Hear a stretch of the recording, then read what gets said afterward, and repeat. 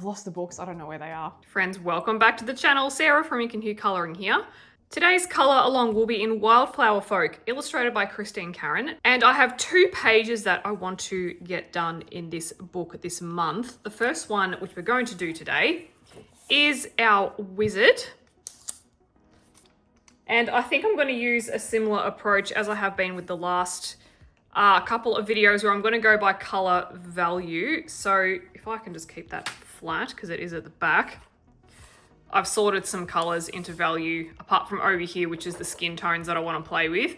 So I've got my darker to middle values and then my lighter values, and then I've got a white and a black over here. So these will all be up on the screen as usual as we go. The other one that I would like to get done this month, which will probably be a video or 2 after this one, is the old Wise Fairy. So that will be done as well, but we'll do this guy first. So I'm thinking of doing my background last. I want to get all the colour on first. Okay, so hopefully you've watched a couple, maybe one or so, or you've heard me talk about it, of my colour alongs where I do this by value. So I do pick a colour palette. So as we can see, I've got purples and aquas and some pinks in here, and a little bit of green too, and some muted blues. So I pick the colour palette, but I don't necessarily colour in object order. I colour by value, so I go for my darkest colours for everything, and then I go to the lighter areas. It's just a really fun way for me to throw colour at everything, and it's how I can get the most creative. The only thing that I'm probably going to not do in this order is the skin. I'll just do my usual approach to that. I do handle those a little bit differently. So I'm going to start with the hat, and his cloak will match these colours as well. I'm thinking for these strips here, they'll be different. So I want to go pinks and purples with dark blue shadows. So I'm going to start with Prussian blue in the Holbein, OP368. And this is going to be, let me see if I can show you on my little scratch pad. See this section here?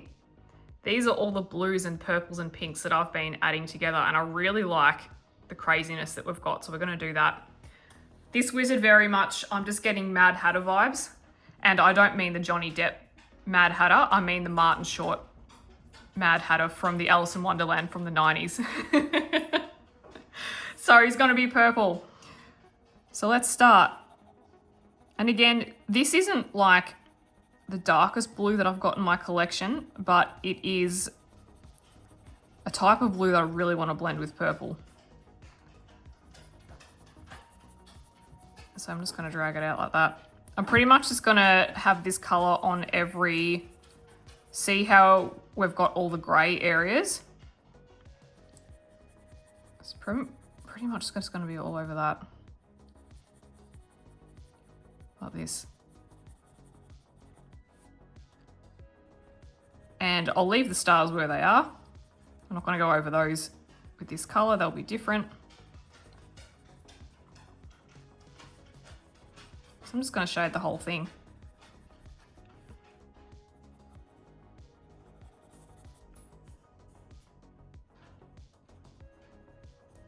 So over here, bring it out. I'm just going to try and cover all the grey that I can see, and that's Remy walking around again. She loves to walk around when I'm filming. It's like she knows something's happening. So I'm going to fill the entire hat like this, cover all the grey areas. We can even bring it out a little bit further. I'm doing like a light to medium pressure.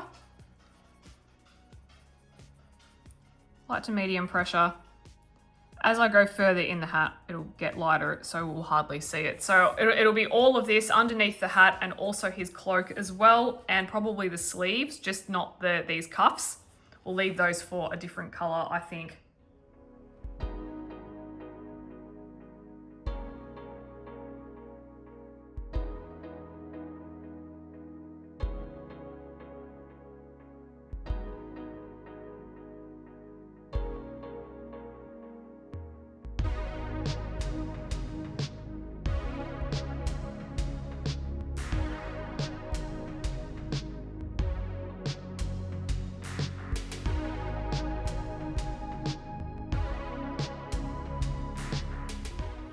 Right, so there is all of our Prussian blue done. So it's been applied to all of the cloak area. The next thing that we're gonna add is ink blue. Now, this might look very similar to the Prussian blue, but it is different. If I show you on my little scratchy patty thing, if you can see there's the Prussian blue, there's the ink blue. So this is more of a muted, deeper blue. And I am using this, so the ink blue 3720 from the Derwent drawing. I'm using this as the shadows for the green and the shadows for also some muted blue that I want to throw in. And I think it's going to be the owl, and it'll probably be this green frond here and the aqua areas too, which I kind of want to be these. So everything's going to look very blue initially. So for example, if we start off with some mushrooms. So you might say, why don't you just use the same blue? It's got a little bit of a different temperature in it. And it's got a little, like I said, it's got a little bit of a different feel. And it's a little bit darker too. And I think it goes really nicely with green. And the greens that I'm gonna have are going to be supported with aqua as well. So I do want this blue-green aqua shift going on. Yeah, so see how it's just, it looks almost like a little bit more green if you squint compared to the Prussian blue that we've just done. And it'll kind of be made more apparent. The more color we add, you'll see the difference. So this is the beauty of coloring in color value order for the whole page, is that we just get to see it evolve as we go. I'm not deciding on every single element, you know, as we go. I'm not completing one and then completing another. I'm really just letting the creative process take me. So we can outline some of these like that. So we're doing like a medium to light pressure. Again, just going over the grayscale, and then you can get your pencil and flick in some details. So we do around here as well.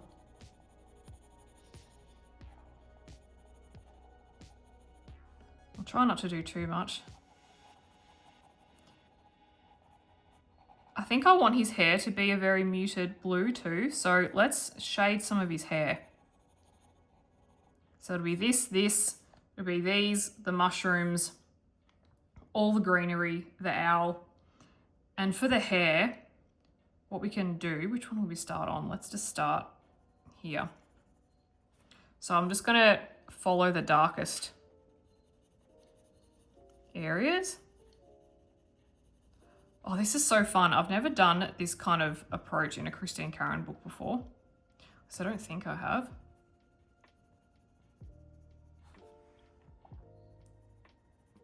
So we can just find the shapes and outline them. We don't have to do any like pencil flicking for hair strands or anything like that. Just getting our darkest areas. Now, if you don't have this ink blue, this is very similar to the indigo blue in the Prismacolor, if you have those.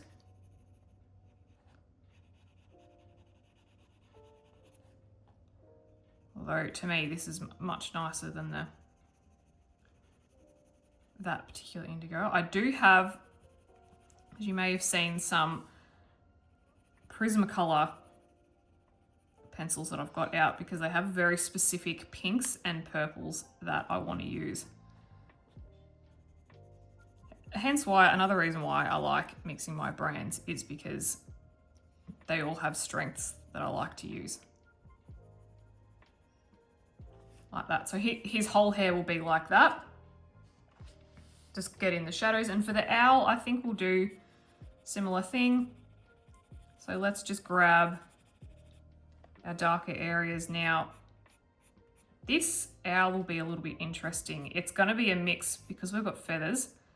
Let's do a mix of shading like that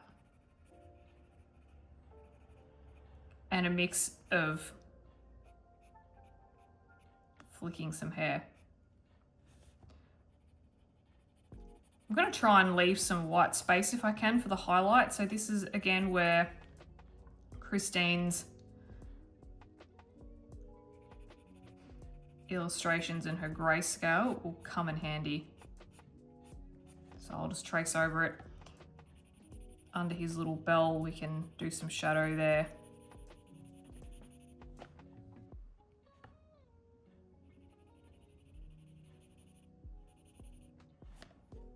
I haven't mastered fur yet, but this is good practice. And then even up here we can do, you can start off by just doing some flicks of color if you want, and then shade the rest like that. Leave the highlights, leave room for highlights. What else? It'll be these cuffs as well, I think. So you'd start with medium to heavy pressure and fade outwards. Don't go too heavy though, because I want to layer a lot of pencil over the top. And then we can just kind of carve in these like deep grooves in there. And a lot of shading for inside the cuff as well. Like that. I think I want this orb to be golden yellow. And so I think it would mean that this wizard design will be yellow as well. And so with our leaves, you just go over the shadows like that. Do a bit in the corners. We can vary our pressure depending on how dark everything is, dark the shading is, so you can just use the shading to your advantage. So again, everything is going to look super blue, but remembering that these are just the initial layers, we've got purples and pinks and yellows and aquas and teals and forest greens and all these beautiful colors to add in. And I think I want his skin to look very warm and bright as well. I've got a browns, pinks, purples in there too. So this is going to be very bright, but it's just our initial colors that we're just laying in. So trust the process. So on these skinny feathers, we can just see I'm just like flicking it.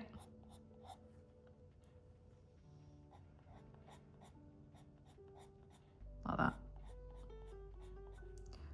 Okay, so I'm going to go through now and fix all of those up. So I think as well, this tie will be the same. I'll color it like that. So I've got a feather and a leaf in his hair. Don't know about the feather yet, but the leaf, so not in his hair, on his hat.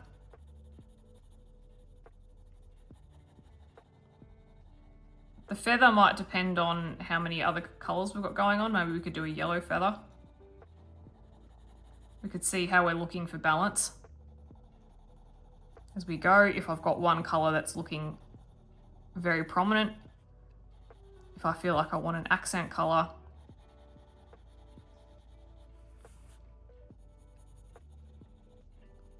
so as you can probably see, I'm being very sketchy with this. I'm not like trying to get these perfect lines. I'm like scribbling around her lines, which is intentional.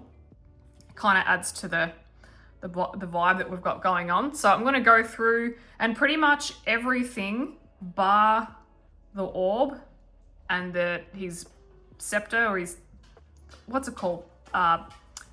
Mast, whatever it's called, his stick thing. That will be brown, but the rest is pretty much going to be blue.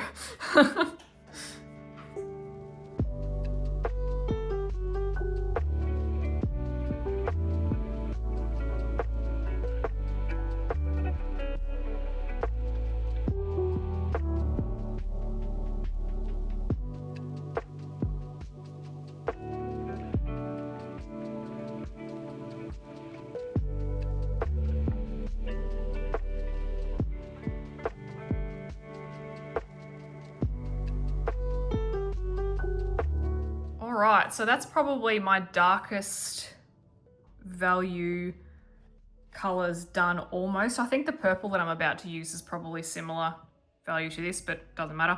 I'm going to leave his, that's what it's called, a staff. I'm going to leave his staff to the end because I think I want to layer that because I want to try and have a bit of a glow around here, and I wouldn't mind layering these as well. So doing it a little bit differently. So we're going to start with a very bright purple now. So this is Violet OP441 in the Holbeins. And I'm pretty much going to go over all the Prussian blue. So I'll just go from where I started, layer it over and bring it out. It is a similar hue, or sorry, value, not hue. It's a similar value, I think. So I think I'm just going to use it to blend with the blue. It's creating a very interesting color. And I think when we add, I've got like some pinks and some extra purples and things. Like a dahlia purple in the process red as well. I think it'll create an interesting color. So let's just layer it up, add it with the blue. I can have more of it in the shadows. I'm not going to completely burnish because if we need to go darker, we can just, I've got a black as well that we could just use up for some colors. Sorry, that we could use for our shading. So pretty much I'm just going to follow everywhere where the Prussian was, but I might bring it out further in some areas so we can bring it out into this white space here.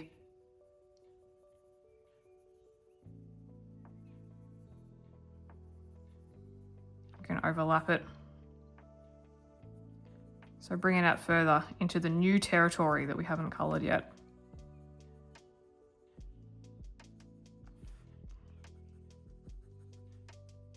So light pressure still.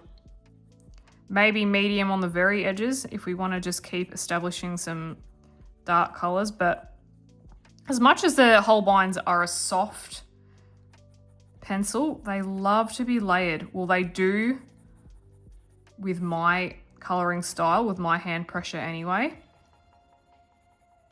So I'm just going to keep on working on the areas, filling it in like so.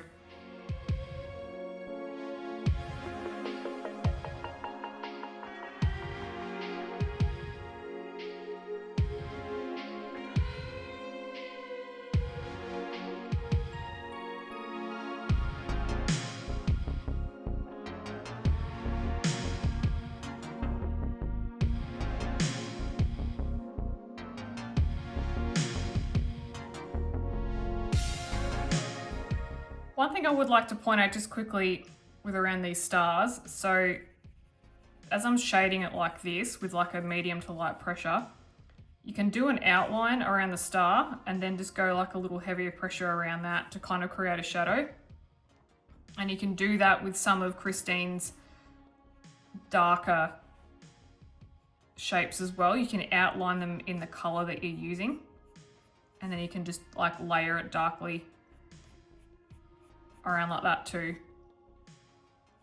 So if you feel like you've got areas that are still looking a bit grey from the grayscale, you can simply do an outline and shade around it like that. And even down here, go over it and kind of just like flick it out if you want, that sort of thing.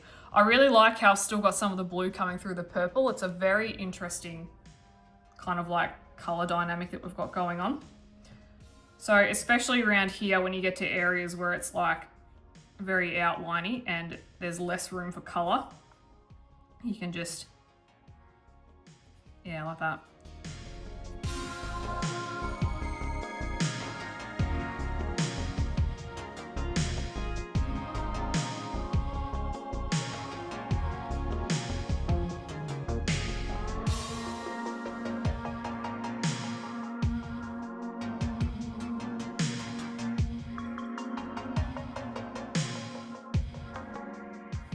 Another tip that I do want to mention is when we're colouring large areas like this, hold your pencil further back and then you'll be able to just not press as hard and you can kind of shade a lighter, like a larger area like this. See how my pencil's just covering a big area?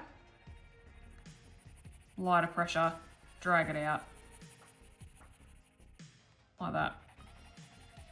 And then you can just start to layer and repeat a corner. See how I'm just going over this corner again and again just to bring colour through? Because there's shading there. So you can change like the grip on your pencil, you can change how you're holding it. And that can help. So I'm holding it further towards the tip when I want to do some outlining and press heavier, but when I want to cover some big areas like this, hold it further back. And then you can drag it out smoothly.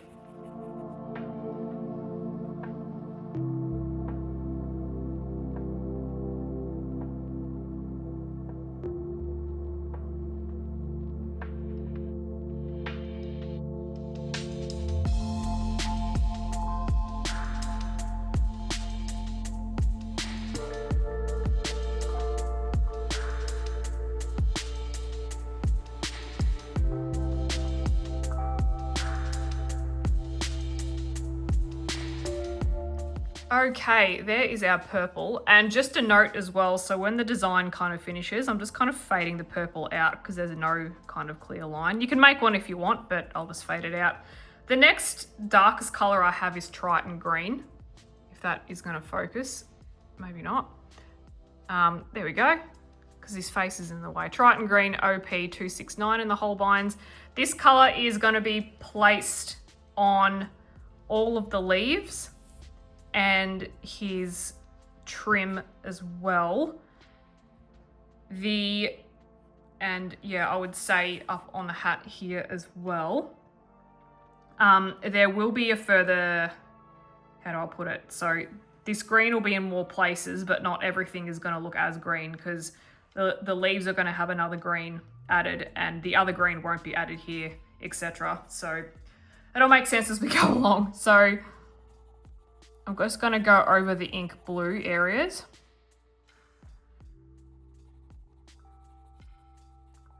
Yeah, so you'll see even though I'm using this green on the same, on like bulk areas, half of it will be more aqua and the other half are going to be green. But kind of like with the blue, we're just using the blue to like cover more areas and then it'll be further separated as we go along. So it's going to continue with the same shadows. I can drag that out a bit. Oops, a bit too far there, but anyway, underneath that. So I have under here going as well. Oh, funny, yeah, I've just realized that I've never done beards before. So we'll see how this ends up looking. I don't exactly know. I'm just going to try and follow what's there. And because this part of the collar is tucked in, we can actually add a fair bit of this to the edges if we want to. I just don't want to do too much because I'll make sure I get some other color in because I've got, yeah, aquas to add in, etc. Like that. And then we can just repeat the process with this one. You can make some more definition of the cuffs if we want, like that. Medium pressure, drag it out. We can even go over some of the lines. I never used to do this. I think I tried it once and I really didn't like it, but then I saw Christine do it in her color alongs and it looked really good. So I've picked up the habit again. Like that. And then when we get to the leaves, we can just kind of follow the same outlines as the ink blue. It's kind of not a whole lot of space, so don't cover it on a large area. I still want some space left for like a green. a green. But we can just follow the shape around like that. Get some definition going if you want. So I'll do all those leaves like that, and this one up the top will be done the same as well. So you just go over the blue.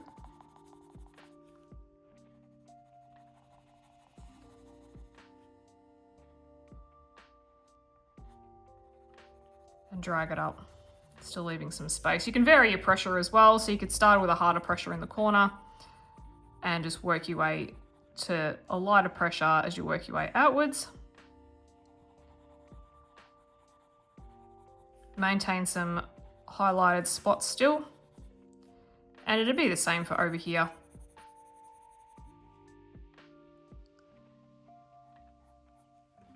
So do some outlines. You don't have to outline the whole thing in the green. You could use lighter colors to outline this part.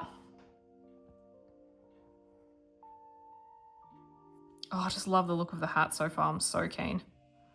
So keen.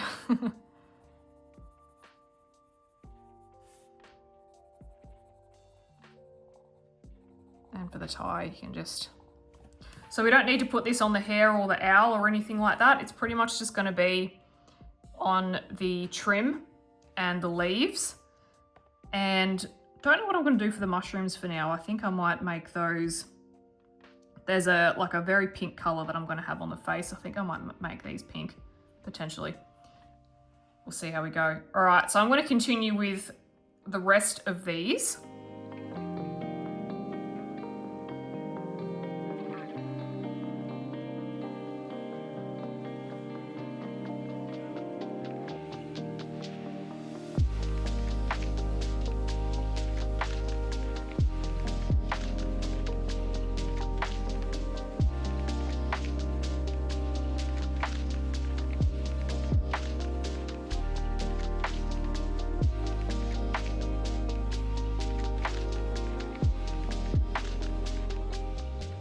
Alrighty, now all of that is done. The next colour that's in my little list that I'd like to use is Dahlia Purple from Prismacolor, PC 1009. And this colour is going to primarily, well, it is going to be in the hat and the clothing, so all the purple areas. So I'm going to take it now and just start throwing in little bits of colour. Now, I don't need to have this everywhere. I can just have it in certain sections. And this is kind of going to be a good colour that's going to blend with a very bright pink that I want to bring in as well. So I can do a mix of layering with this and bringing it out into the white spaces as well. So we could bring it out into this trim a little bit and just take it up. It'll mix really well with the blue and the purple that's already there. Like that. And then we can just layer it if we want. You can press a bit harder. And drag it out. And even if we look at the hat as well, the very top of it, I'll just angle my book.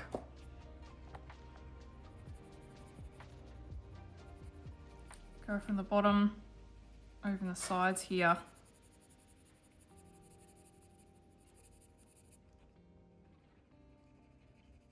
Blend it in. We can blend it in with the star ends. There. Doesn't have to be everywhere. So I can always go back with my purple that I've used.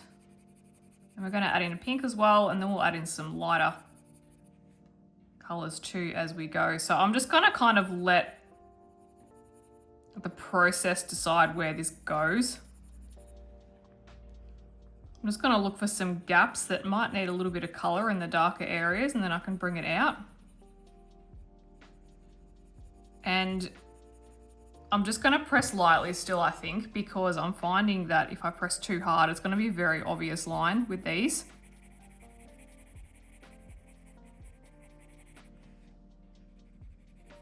So we can add it to the corners and bring it out.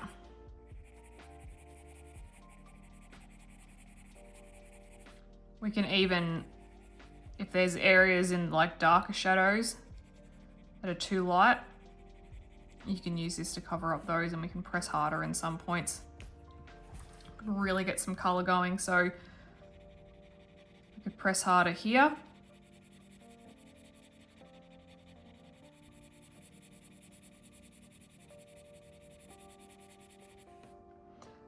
And it's just going to create some lovely tones.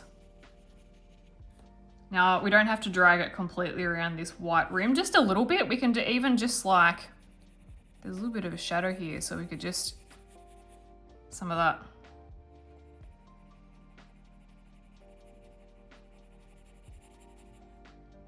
Drag it through. And then for an area like this, it doesn't have to be everywhere. We could just go from the corners and bring it out a tiny bit.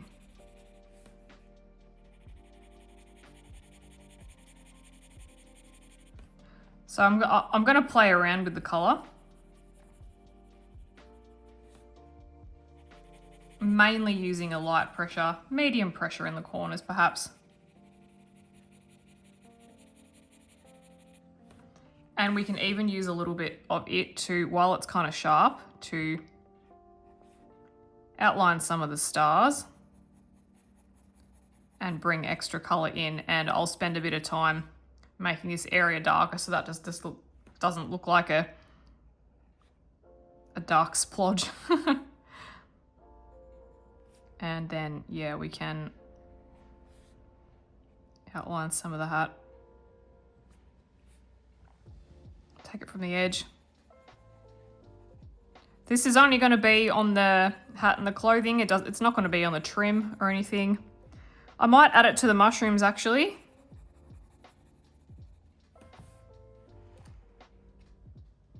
Should I add it to the mushrooms? Yes, I think I will, because it'll look interesting underneath a bit of pink. I've got like a reddy pink, like I was saying before, that I'm going to use for the skin tone. Look interesting under that, and maybe even some yellow with it too. So we can add it to the mushrooms and just bring it out. I could add a little bit of color to the owl. I think I want him to be a fairly muted blue-gray, like his beard here. And we could throw some color in, but I might wait till all the other color is in, and I'll do the beard and his little body last so I can see how much color it needs. I might have too much going on, so therefore it'd help if it was muted, or I might want more color and I'll add more in later. So I'll make that decision then. And then places like down here, you can just deepen up your shadows, start from your corners, work your way outwards. So I hope I'm giving you, I mean, not only steps to follow along with me with these exact colors, but perhaps you would like to apply this style to a different page or even a different coloring book. So I hope I'm giving you some tips for your other pages as well. Like that, so we can really just add some pink in. And this is gonna pave the way, I feel, for, got a very bright, that processed red, it's a very like hot pinky color and it's gorgeous, and we're gonna use that to make everything go a bit psycho, and I love it. So I'm gonna continue through with that exact process, adding pops of color everywhere.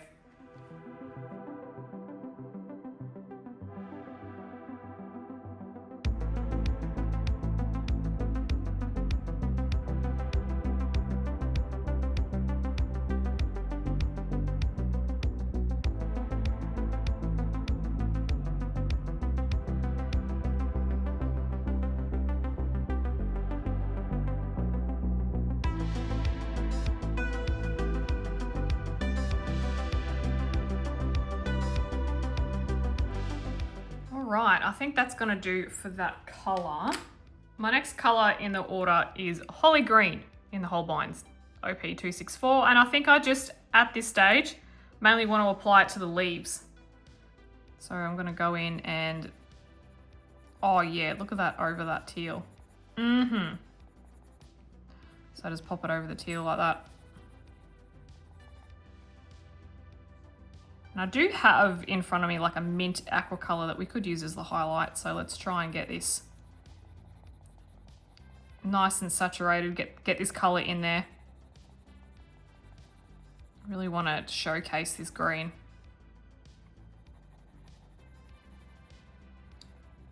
So we can vary our pressures with it. So we can go harder pressure and then a lighter pressure. When we get to the highlighted areas, so see here I've got a light pressure there and then a bit of a harder one up there.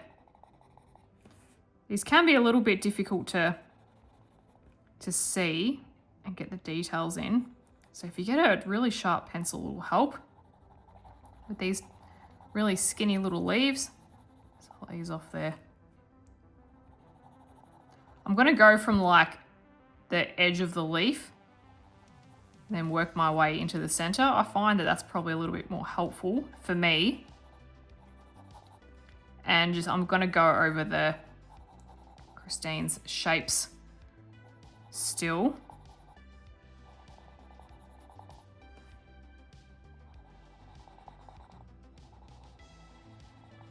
Like that.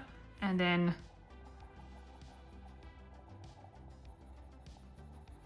these leaves we can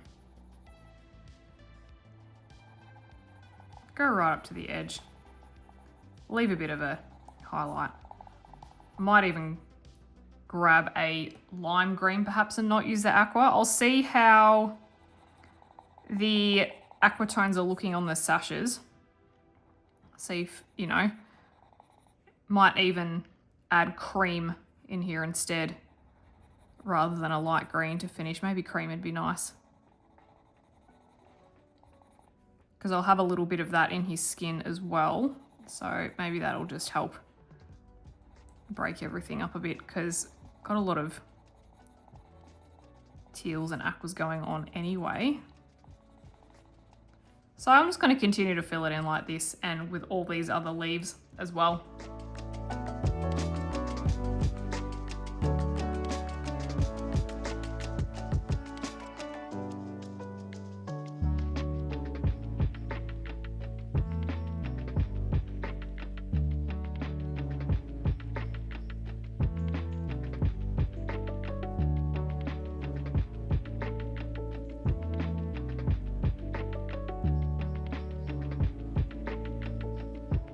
All right, I think I'm happy with that color for now. All right, next is Rose OP040. There we go, hide his face, you can see it in the Holbein. And this is just gonna be for the mushrooms at this stage. So I'm just gonna apply it over the purple and the blue. And potentially we can add yellow to this later on, but we can just get some, shade it down the bottom there. Just get some pink on there. I don't think I need to add this here yet. Let me blend the other processed red first, which is slightly brighter and lighter than this.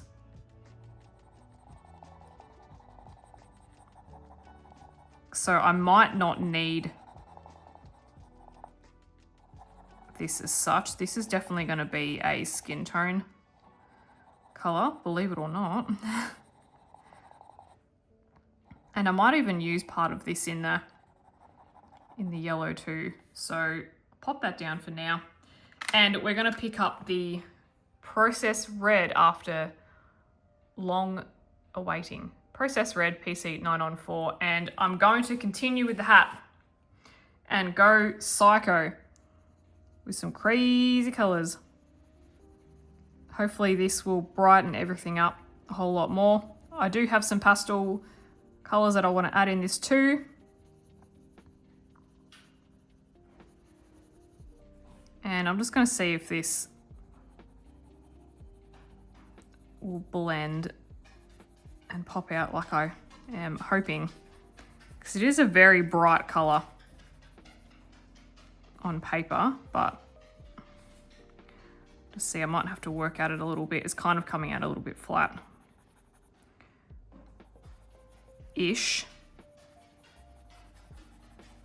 Oh no, I think that's all right.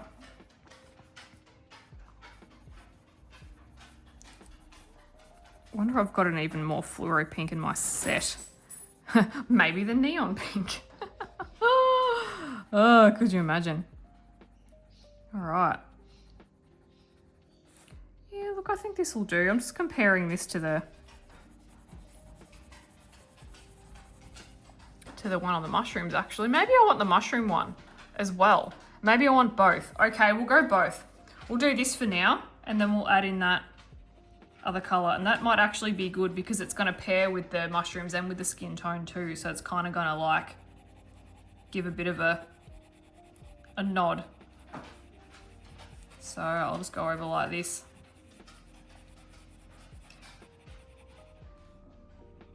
I'll probably, will I pop this in more areas in the Dahlia purple? Maybe, because we've got some gaps to close up. I do want a lot more color on here before I start adding lighter colors. So I will just go through.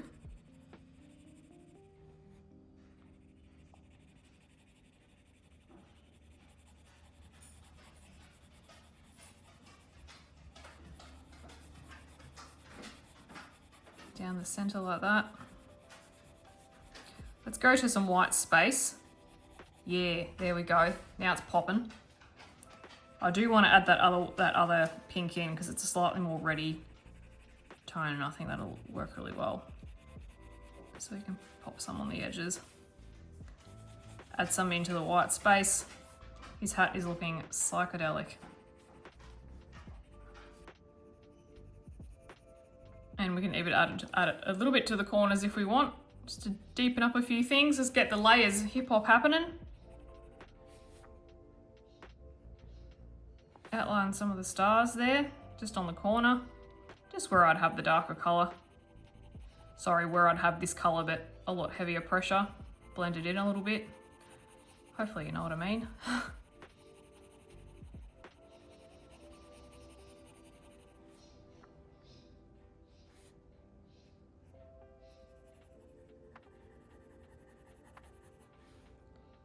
Bring it around. Blend it out into the white areas, light pressure. Like that. If in doubt, use light pressure because you can always add more. You can't take it away. So just very, very like a feathery. Like that. Feather, feather, feather. More feathers.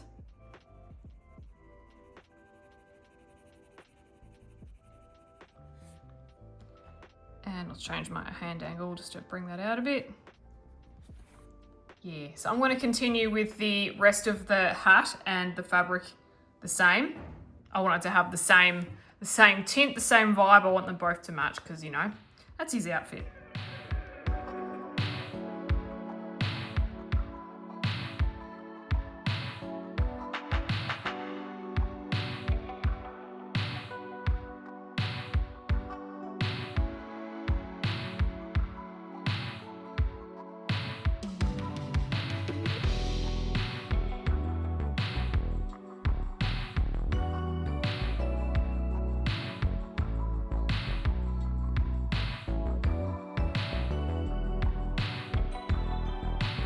Now, as I'm coloring this, I know I said I wanted to add yellow here, but now that I'm looking, I really want to add cream and yellow into the highlights, which would be really cool. And I'm also looking at this and thinking I want to add bright red in here too, because that's pink, but we could go even more red for some highlights. But I have other colors that I want to test first.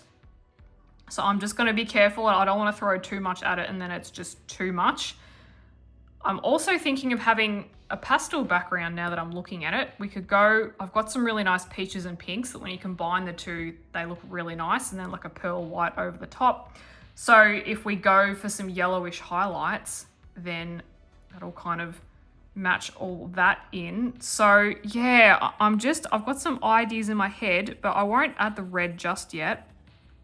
That would be cool though. Like a really bright red to work in here, and then some of the yellow can join in with this, and then we can add some other pastel-y colors. My brain's just a freight train at the minute. The next color that I want to add is this yellow green 230. Now this is quite a bright green compared to the other one that I've used, and I want to do this on the cuffs because I think this will look really nice and pop out against the aqua. And I was going to go with the aquamarine in the Prismacolor, but it was too similar to this. It was just way too similar. So I'm just going to go with this one, and I'm just going to start. Yep, there we go. This is exactly what I want. I'm just going to start layering it out. I'm just going to keep this to the trim. I don't think I'm going to add this onto the leaves. It doesn't need it. So we'll just keep it to the trim. This is kind of heading towards our mid to light values now. And I'm just going to bring it out and leave a bit of a gap. And then this is in lieu of the aqua color going over the top. And then you can just, on the edges as well, really smush it in, smush the colors in together. And I'll add it to the rest of his trim, and then the hat little thingy as well.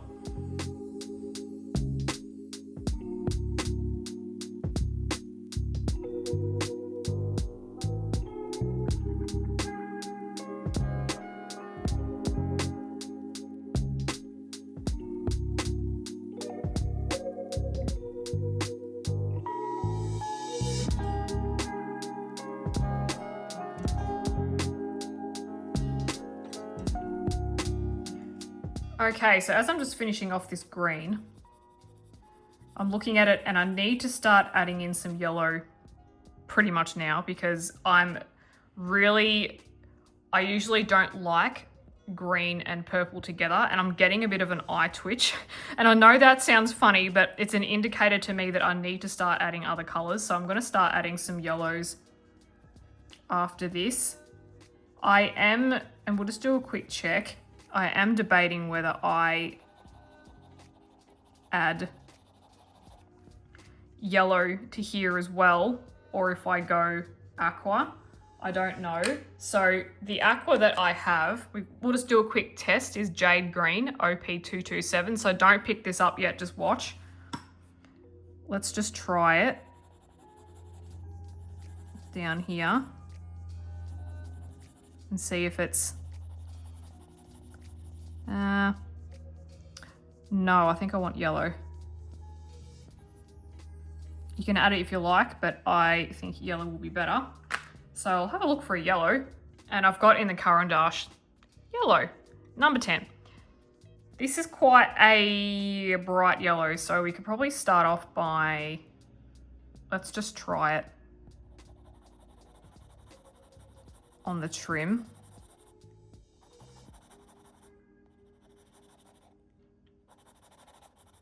I might need a darker one. And let me just try it on the hat. I think this will be the right color for the hat. So let's just go lightly, because then we can add cream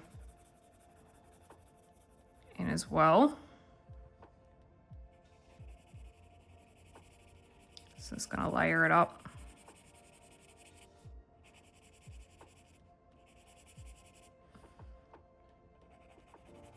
Because this will help as well, because it'll blend with the pink and it'll create like a orangey, darker yellow color, which is what I want.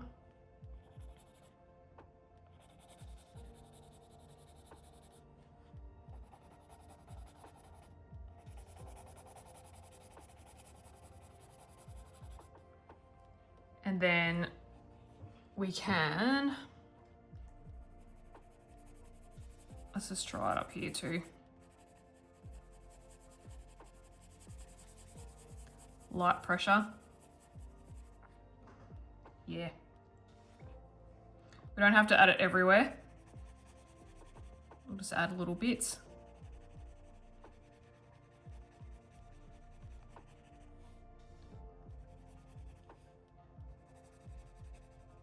I'm kind of liking it. Kind of not sure, but I want it though. So we could just do little areas. I don't want it everywhere because if it was everywhere it'd look a bit funky. So we could just add it like around the middle.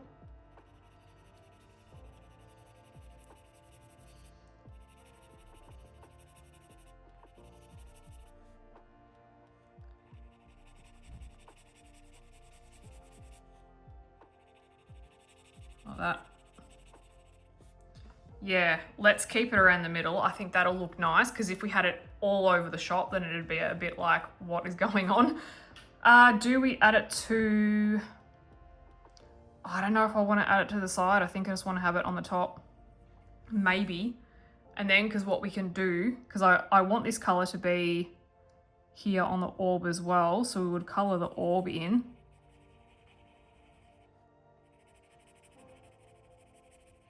And leave a gap in the middle. Now, I've never done this before, this particular thing that I'm about to do. I've never done it before, so maybe just watch first, and then you can learn from my mistakes maybe. I have never tried to do light spill before, from memory. I've never tried to like put a bit on skin and a bit on some wood, but I'm gonna try it today. I don't know how to do this. I've watched a couple of videos over my time of being, you know, watching YouTube. So I'm just going to give it a go, and I'm going to start by adding some yellow, just maybe around here.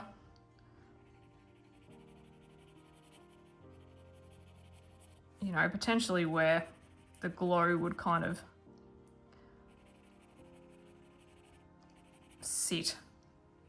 And I think this looks right. Yeah, no, this looks right.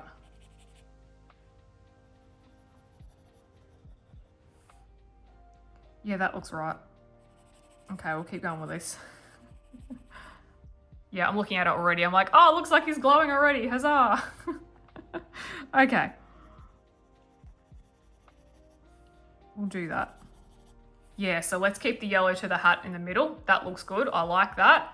And actually that balances, because if we have yellow on the hat in the middle and then we've got the yellow here, that balances, because then if this is yellow, then we're all good to go. We don't have too much. I like it.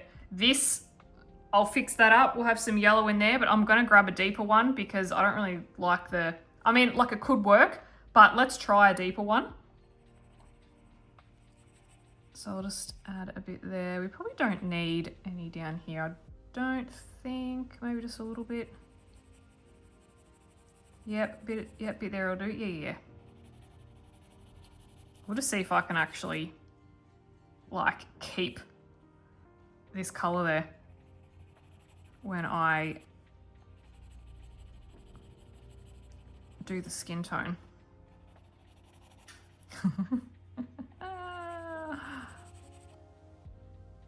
Looks like it's glowing already. And then what I think I'll do is I don't know if I want that to be yellow. I'm just trying to think if I should like do that metallic, or I don't know yet. We'll leave that. Let me finish the hat and then we'll try the next yellow.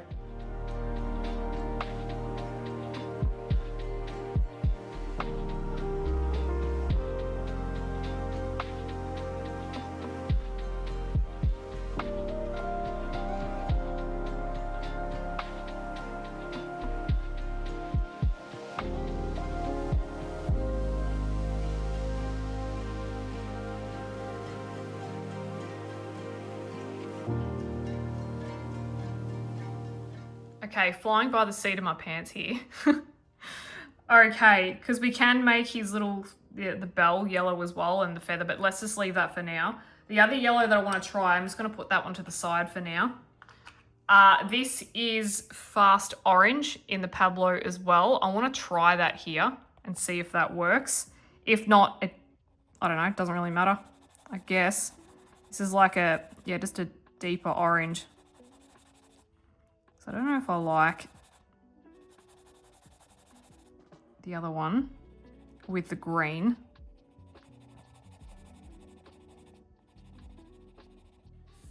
I could add a tiny bit and then just add cream, maybe. Just a little bit.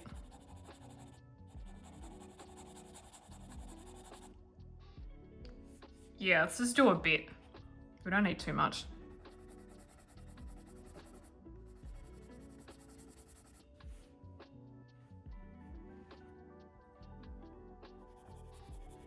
Because it kind of, it'll make it look like these are kind of glowing as well. And then I'm thinking for the actual burnishing part of his, like to burnish all this and stuff, I'll probably just use white, pink. I've got some pinks and purples and stuff we could have a look at. I can always add more yellow in if at the end I'm like, yep, let's add more yellow, but at this stage, probs not. And we can make that decision as well. Once we add the brown in, we can decide if... And then we can grab the same orange. Let's start adding this into here. I'm going to have to sleep on this, whatever this is coming out of the thing. I'll sleep on it. I don't know yet.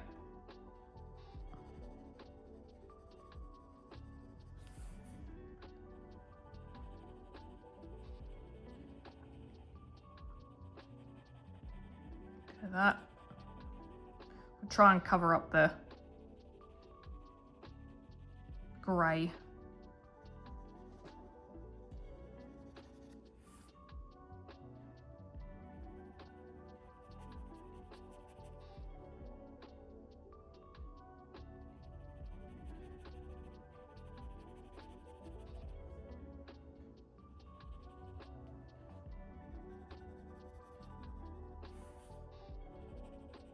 Yeah.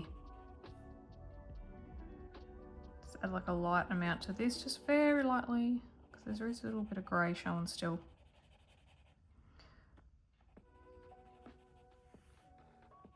Nice. Yep, I do need some browns in, and I think the cool kind of blue aqua will look good for the hair, because this is very green now. So I think, yeah, we'll add some aqua tones in. More grey than aqua, and we can add some colour in if everything's just looking too grey. But we can probably, what's probably going to balance it out is the skin tone, to be honest, because it'll be a lot more reddy browns and pinks in there, because I'm looking at this and my brain says I'm missing red, because I can see every other colour on the spectrum, and yeah, I feel like I need red. And so that's probably where the peach background and the skin tone will come in and help that. So yeah, I'm not too worried. I'm flying by the seat of my pants, but I think it'll be okay. Don't get me wrong, I really like this. I think we're going in an excellent direction. I'm just like kind of making minor corrections as I go.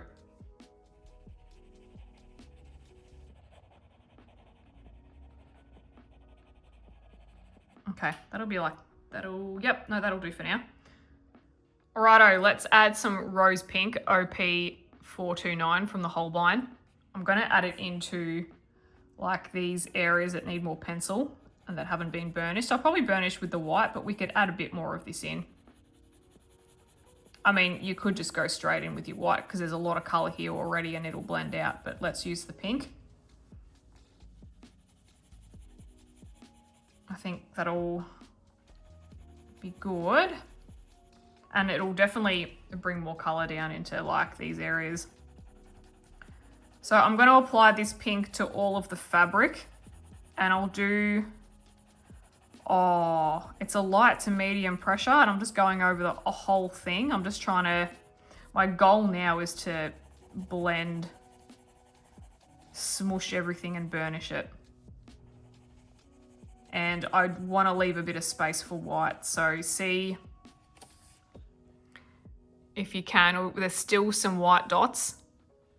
So there's less here than there is there, but I'm gonna just cover it and leave a little bit. Probably I'll aim for this kind of look for everything. And there's some other white areas in the hat as well. So I'll go ahead and do that.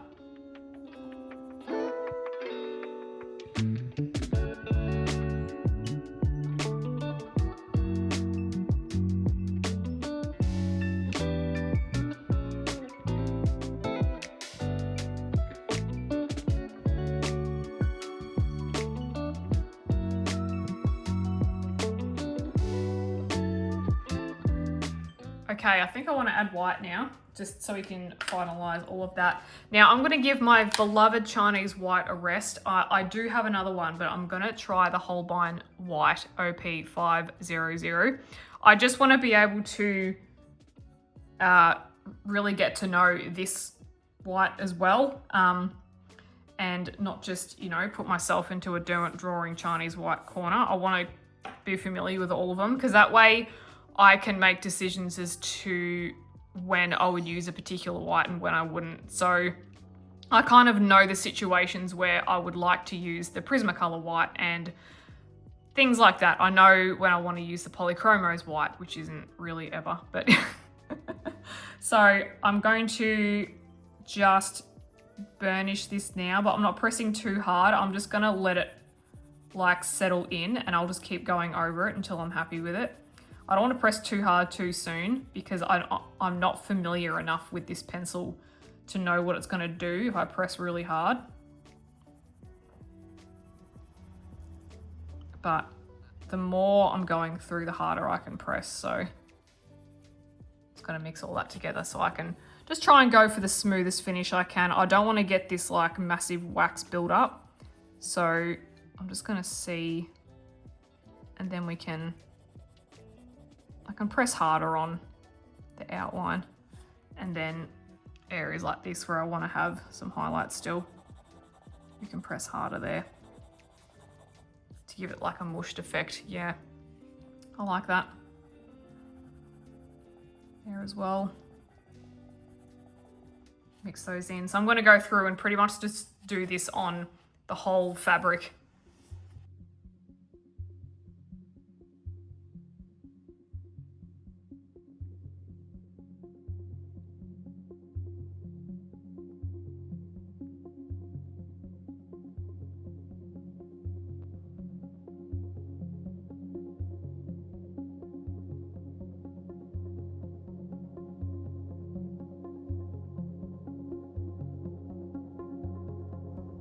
I just realised I forgot to add fast orange into the trim on the hat, so I'm going to add in a bit of that, and then I'm probably going to add cream.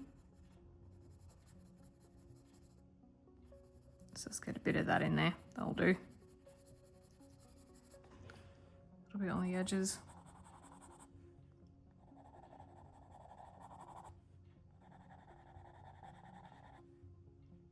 And then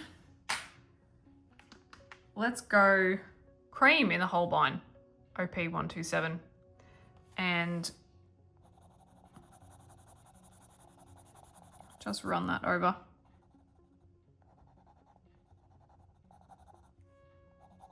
Run that over everything. I've got a hard pressure because I'm just trying to like mush it. Mush it all, there we go.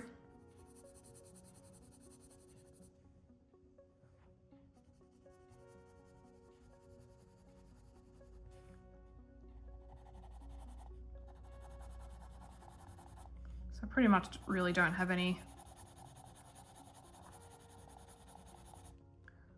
white space if I can help it.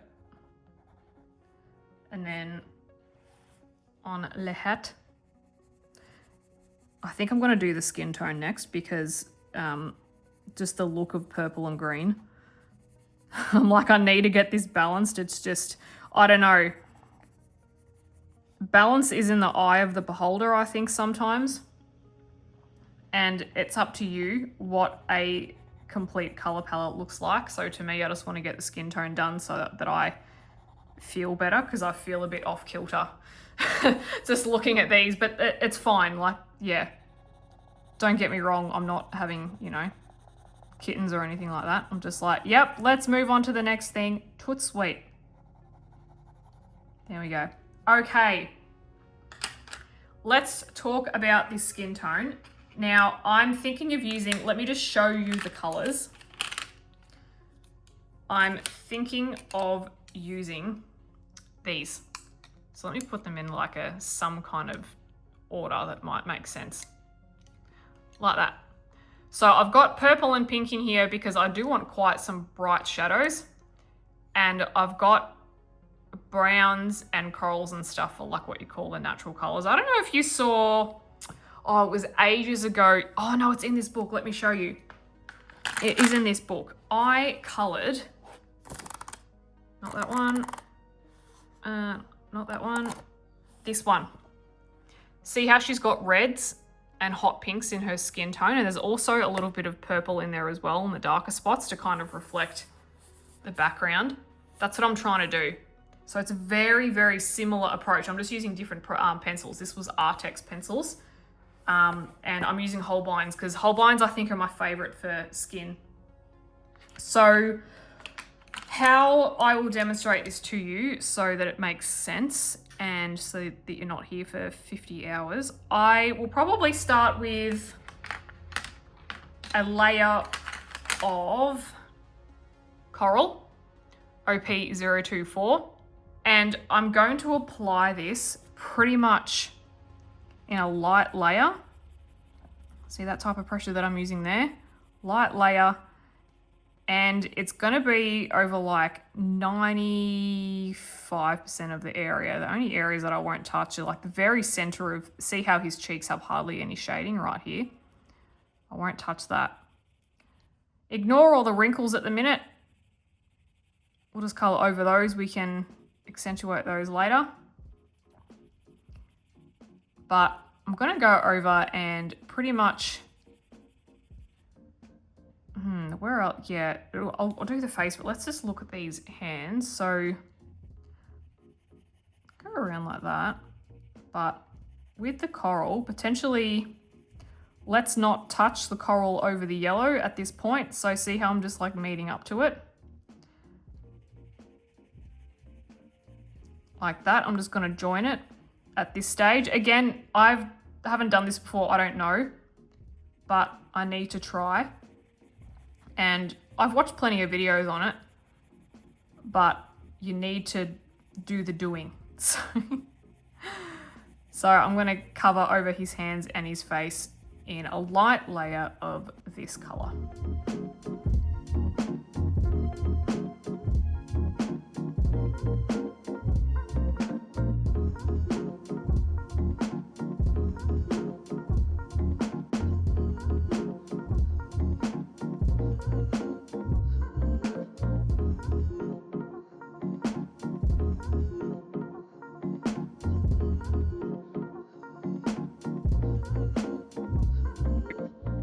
Alrighty, so that's it for the coral. And as you can probably see, I've put more layers of it around the corners, around the darker areas where the grey is, and less around the highlight areas. Now we are going to add Cocoa, OP098 in the Holbeins. I really like using the Holbeins for skin tones. They just layer so nicely. And I'm just gonna go over the darker areas with this pencil. I'm gonna go lightly. And there's a fair amount of grayscale on his skin, I think, because, you know, like his skin is a little bit weathered. So I'm just gonna go over that. And two, what am I trying to say? Skin tones, if you're new to skin tones and you'd prefer a bit more of an in-depth who, what, when, where, why, how, I do have a skin tutorial that's dedicated to all of that. So that might make a bit more sense to you than this style of video where I'm doing a color along and I'm trying to fit everything in the video. So I might not go into things as in depth as you might need. So I do have that available for you. I'll try and remember to link it up above and down below as well. So I'm just going to go over, yeah, just the shadow areas. If I want to bring some out further, I'm just going to do it really lightly. Just around the edges, because it is nice to use that coral with the brown together. And we don't need to go too heavy on all his creases and things like that. We can just go lightly around it because I don't want to make them look too harsh. I don't think they need to be. They can just be quite soft because the shading's quite soft. See how here the shading's quite heavy, so we can go quite heavy here, but like around his cheeks and everything, we don't need to press as hard. We can do quite a bit under the rim of his hat as well. I'm gonna leave his eyebrows for now, I think. I will have like blue-grey hair, but I'm not 100% certain on that, so let's just leave the eyebrows for now. And I'm just gonna make my way around. Still pressing quite lightly. My aim is to get light and medium coverage of this pencil because we can blend it with other colors. I've still got like a pink and a red and some yellows to go. So we blend them all together and using different pressures. So we can go, yeah, I wouldn't say that I'm using a harder pressure now, but we can get there. A little bit around here, drag that out a bit, try and soften that out a bit.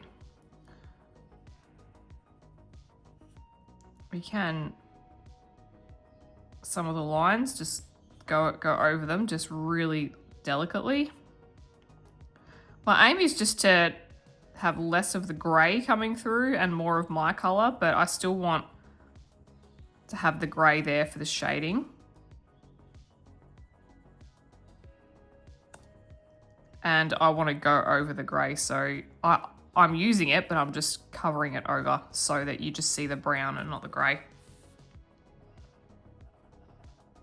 Because it doesn't, one thing that I've found is, because I get questions sometimes asking, oh, if you just apply the pencil lightly over the grey, is the shading not just going to look a darker version of this colour? Is the grey not going to just look like a dark brown? And to me, based on what I'm looking at and how I colour, the answer is no. To me, it won't. See how I've put coral over the top, but it still looks grey. And I think that is because the grey is like baked into the paper. It's not like pencil that's gone on top, and it's not something that will optically mix as easy. It might do it a little bit, but I don't think it will do it a lot. So in my opinion, I just will go over it. And I'll just use it as a guide, especially for textured faces like this. I'll just use it as a guide. And I'm just going to keep on building up so we can see the little crevices. And I'm, like I said before, I'm just going to go delicately over those. I don't need to go really harsh with it because it'll probably lose the effect.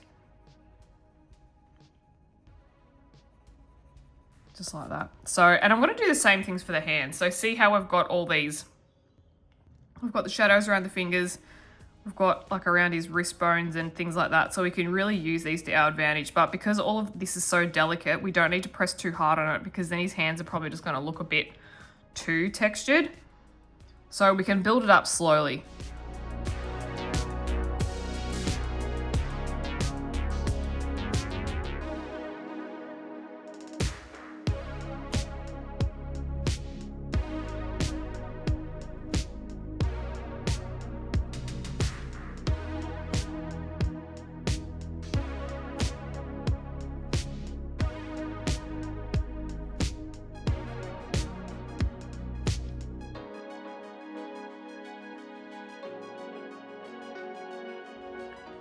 Okay, it's probably worth noting. So with the glow that I've got going on, there is still a lot of shading on his hands around the glow, which, to be honest, I'm finding a bit confusing to figure out how to actually get a glow, but also get the shadows. So I'm just trying to do some layering around, and I will bring more yellow in when I need to.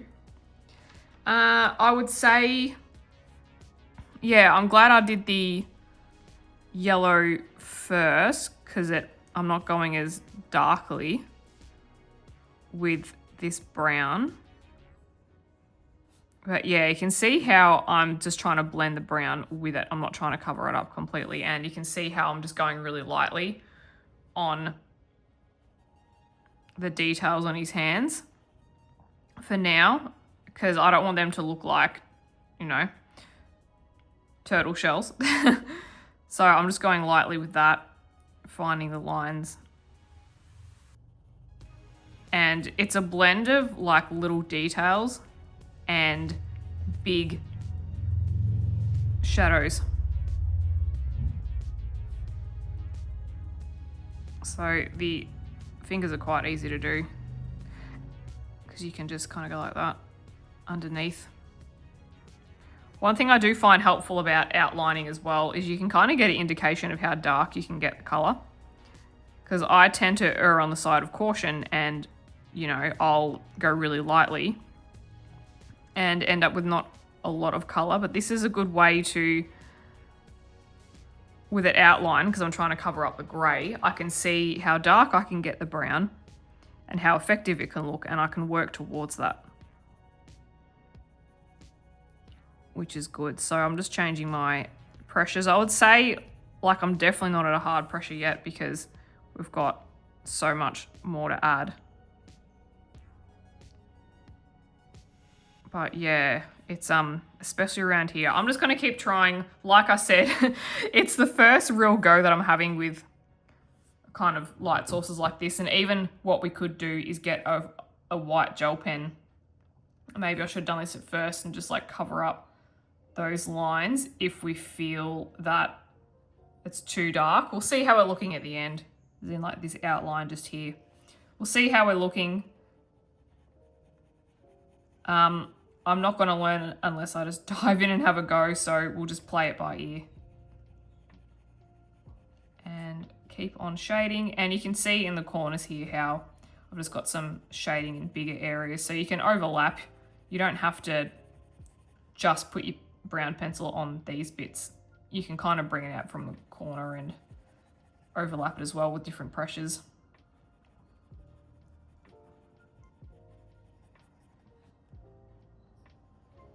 But also just feel free to do whatever is the most simple and rewarding to you. If this is way too much, just maybe you could just ignore all the little nooks and crannies in his skin and just do some bigger shading. Sometimes that might be an easier way.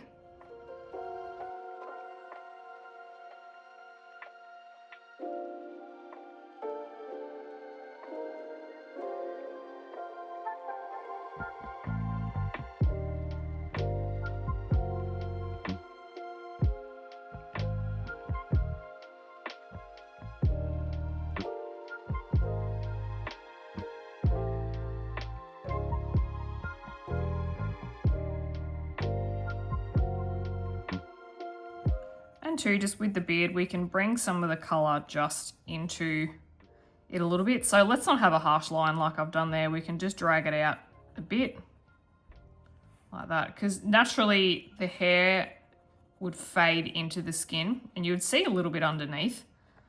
It's not always this harsh line.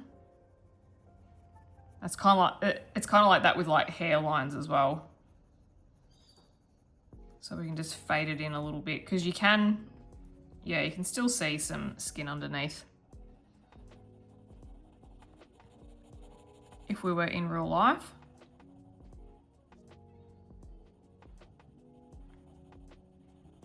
And I've gone a bit heavier around the nose bridge too, because we had some really heavy grey lines, so I've just gone over those, and I'm just layering up the brown before I start adding my next colors. I am thinking of going back to the coral actually and just layering that a bit more with a brown before I start getting darker colors in. I kind of just want to have a really good base for those darker colors to sit on. And I'll probably bring some yellow in too in a minute. So I'm just working on some of these creases here. I'm still going lightly, but as we add more layers, you can kind of press a little bit heavier because again, there's more for it to sit on.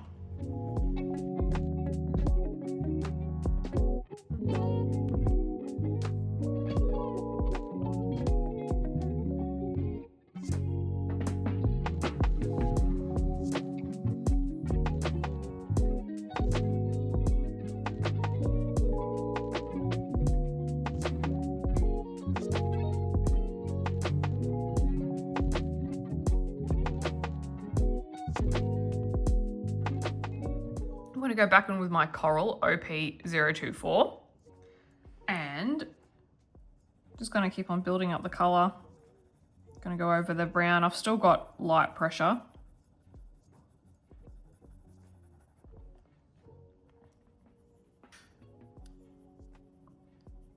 Just want to blend it in a little bit. Go really lightly over the highlighted areas, like feather it. Like just barely touching the paper. Just for now, we probably add some more in, but again, let's just be cautious with it. We can add more layers. This is really quite and you can see that streak I've done there. I might have to erase that while I've got enough room to. So I'll just quickly, get rid of that there. He does have a streak of white now, but that's okay because we go over it with color. Let me go. We'll fill all that in. By the time we build up all the colors, it'll be hardly noticeable.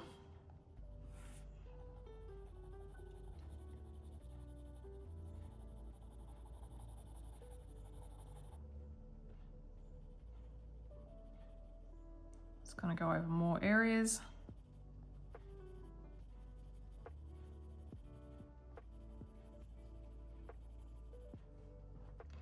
Around the eyes, and then I'll do the same with the hands. And I think I will eventually bring in that yellow again, and we'll work on the hands too, I reckon. Yeah, it's funny, it's kind of throwing me off a bit how there's shadow on it, but to me, naturally there shouldn't be because it's a glowing orb, so that's all right. It's a me thing.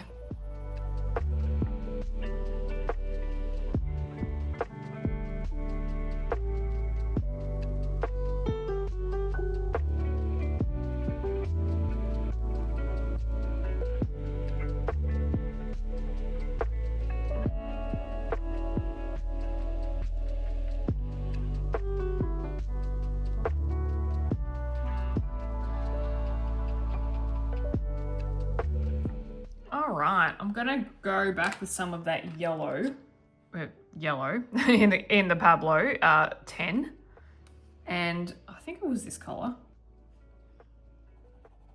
So this color? It was another one, but we'll use it. Actually, yeah, no, it was another one, but this one's good because it's a little bit more prominent than the other one.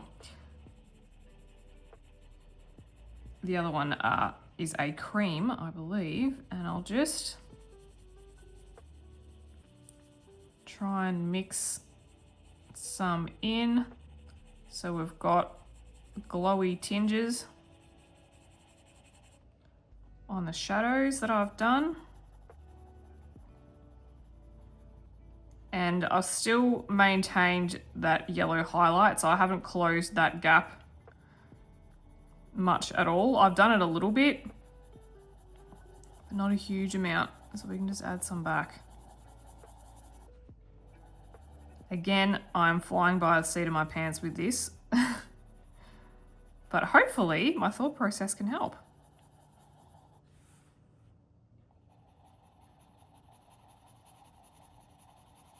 sure I'll look back, you know, at this page in a few years' time once I've mastered light sources on skin tones. And I'll be like, oh, cute.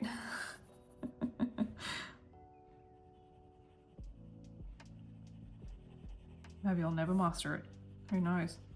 It'll be fine. We'll get that like that. Yeah. Okay, we've got some good glowy bizzo going on there. Very good. Okay.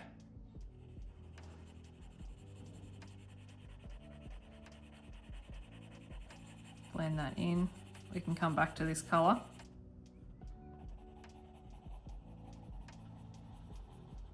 Now what I want to do is use cream in the Holbein, OP127. And I just want to go over some of my highlight areas. So I'm going to grab the cream and just bring it out a little bit. It's just, I really like adding yellow. It just kind of brings this glow about it.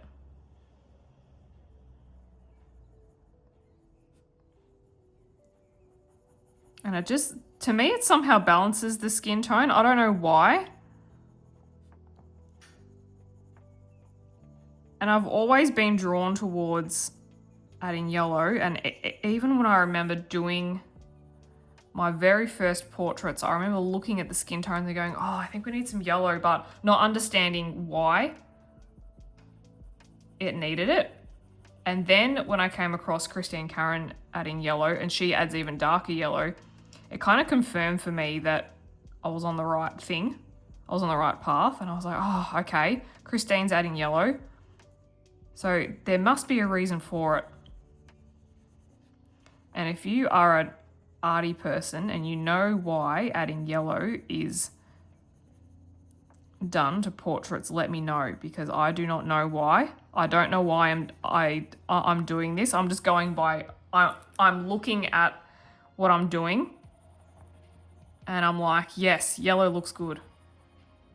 Maybe it's because, like, if you look at my knuckles, they look a bit yellow. Like, I'm not jaundiced, I promise, but see how there's like some cream in there in my hands? Like, I wonder if it's, yeah, who knows?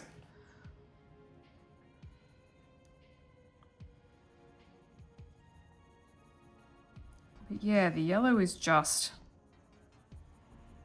that's this lovely bit of detail that I just really like. I'd say I'm going in medium pressure.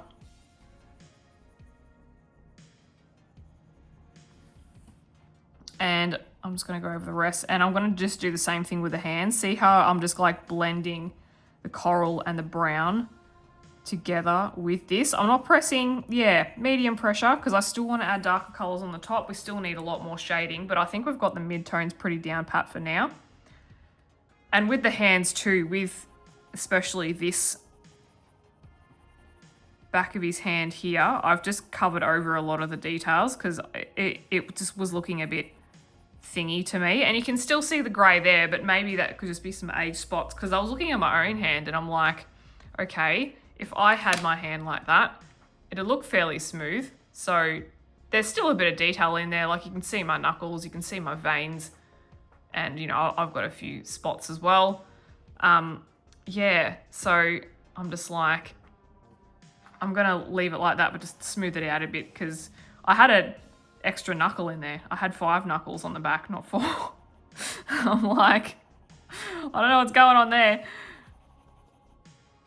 So yeah, I'm just gonna smooth this out, and let's have the wrist bone a bit prominent. So see how it's like lighter there. And I'm kind of attempting to do the same with this. So, you know, maybe we can kind of leave the grayscale details there. Maybe they add to the details of hands and we don't have to completely go over them with brown, which is, again, why, and that's a really nice highlight there. Let's leave that highlight, I like it. I think, yeah, it's kind of why I don't like to go too heavy on these, because I want skin to look smooth, but also a bit textured as well. Kind of want a bit of both and. And we do have another page coming up where we're going to look at mature skin as well, so we can unpack that even further too. Because I'd say he's got mature skin. Even though, like, if you coloured his hair brown, he might look younger. But, I don't know, I feel like a wizard. And I'm thinking of Gandalf. Wizard needs to be aged. That's just because I like Lord of the Rings and, you know, and we can mix some of the yellow in here. Okay, yep. I'm liking what we've got going here. I'm a lot happier about it. At first, I was like, I don't know how this is going to go, but we got there. I'm going to try my best to leave that highlight though. I like that highlight. Let's see if I can keep it. His hands are looking better than I thought. I was actually a little bit nervous about these, to be honest. But I still feel like you can still see my extra knuckle there. But oh well. Right, let's start going in with some darker colours. This is the experimental stage, but I want to go there.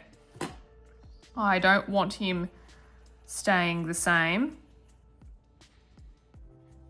before I just quickly add a few more bits and pieces with this cream. Yeah, I still feel like he needs a bit of warmth. He needs to, his skin tone needs to match the vibrancy of his hat. So we're going to experiment with some purples and a pink, or with a pink and a purple, not purples. Just one of each, one of each. And notice how too with the lips, I've just used the same colours that I have for the skin. And I'll add a little bit of another pink in, I think. Just a little one. Let's just get some yellow around the nose.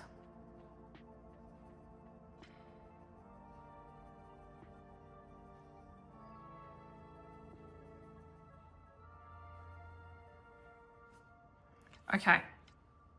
Let's grab, I'm going to grab Rose, OP040. Maybe watch first, see if you like it.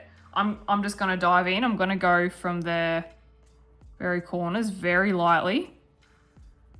I just want to warm up his face a little bit. I don't want to give him, you know, a complete rouge makeover, but I just want to see if I can add a little bit, and I want to see what it does.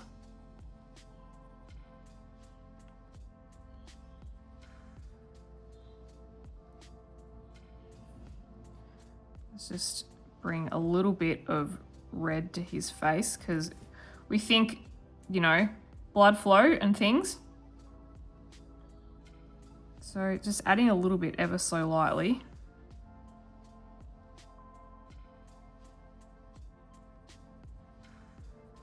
I think with mature skin as well, and it's one thing that I will mention when I do the mature skin video, but as we age, we kind of lose a lot of that, not blood flow to the face necessarily, because we still need blood flow to the face, but like we lose some of it. So as we age, our skin tones tend to lean towards cooler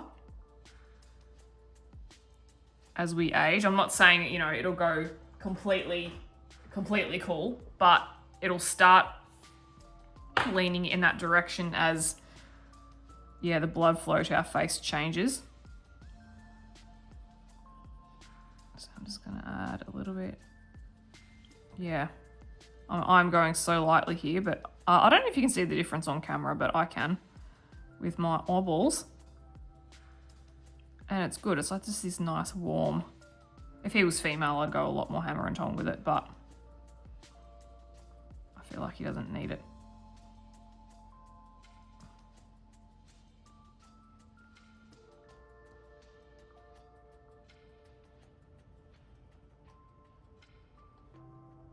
My aim is just to blend it with the brown and the coral that's already there. So I'm not like wanting this color to stand out on its own. It's there to blend with and change the temperature of things.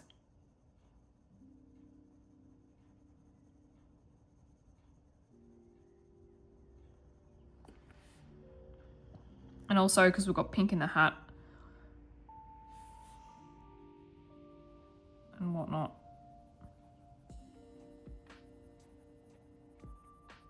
So I'm just going to keep on going around. I'm going very lightly. And if I feel it gets too pink, then I'll just add more brown. And I'll add some purple too. Because we've got purple in the hat, it'd make sense to have some purple shadows.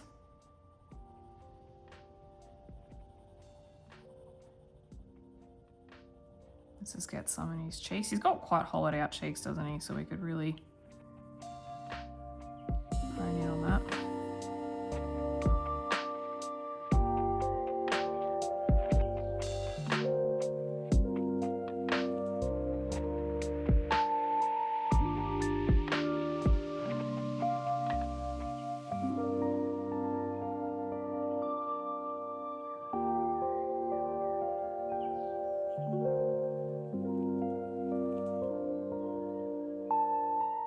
I think too, Christine's drawn him in such a way that he has just a hint of cheekiness.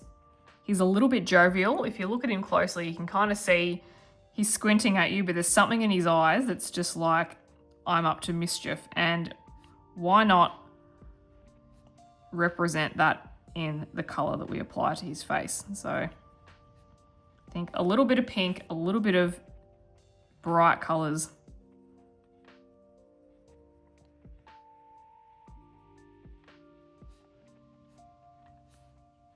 Yeah, see how that pink's just adding, it's just adding a little bit of something. So I'm just going to keep layering up until I get like the warmth I'm happy with. That's why I really like the Holbeins for layering. I think the Holbeins are an excellent layering pencil. They're kind of fast becoming my favorite.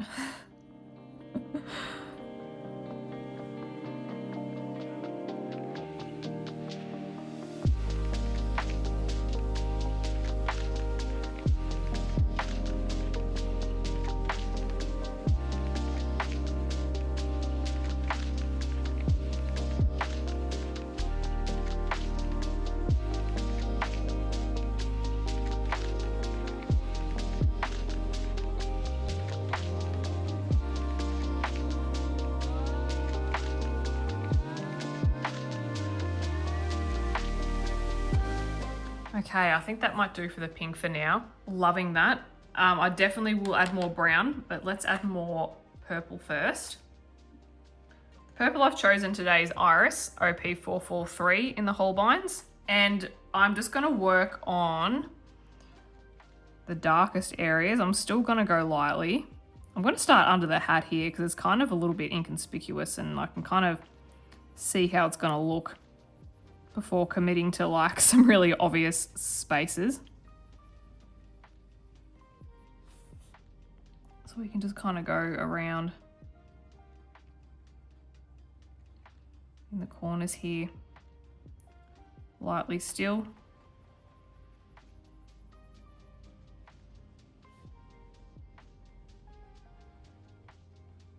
I'm losing a bit of tooth, but we'll just slowly work at it and add it in. It'll be right.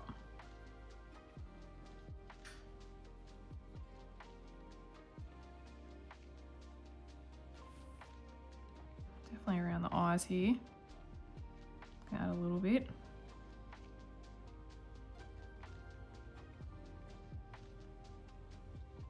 It's good for shadow. Good for shadow.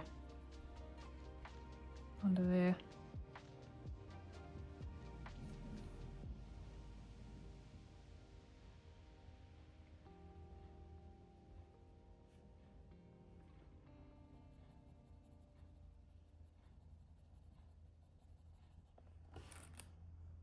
I could get around just the very edges of the hair. Definitely need some under here because his cheeks are quite hollow, so we could get in a little bit there.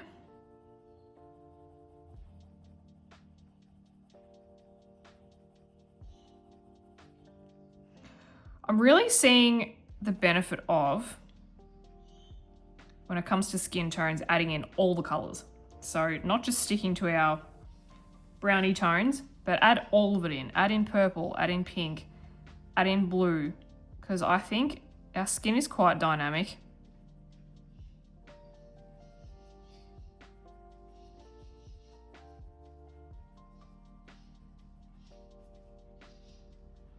Yeah, and I think adding this purple in really just gives it a very interesting little glow.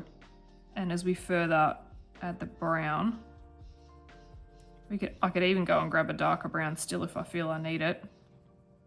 But I wonder if I just keep on layering up the pink and the brown and the purple. I wonder if I'll just get the darker tone that I'm after anyway. Maybe I don't need to go a darker color just yet. Thinking out loud, guys.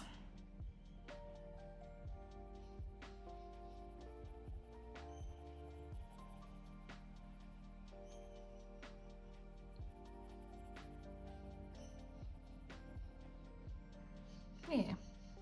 The purple's starting to look a little bit pastel-y.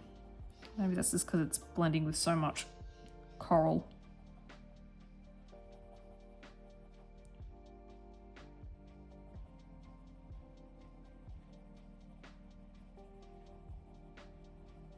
That's all right, I'll take it. It's very interesting. A little bit around the eyes there.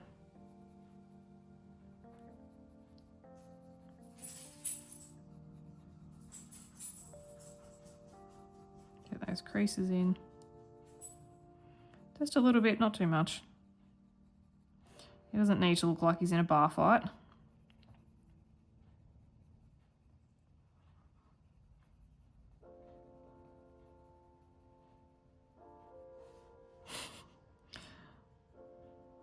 I was just imagining him in a bar fight. Like, what? What is happening?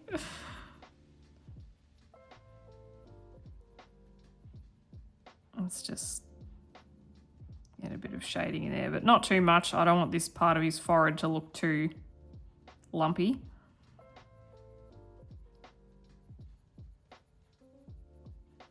I'll just do a bit like that for now. Lips.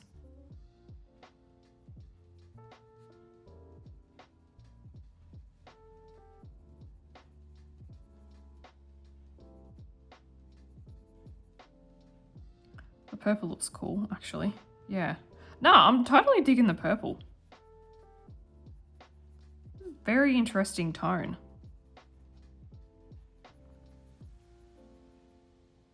Goes with the hat. More purple.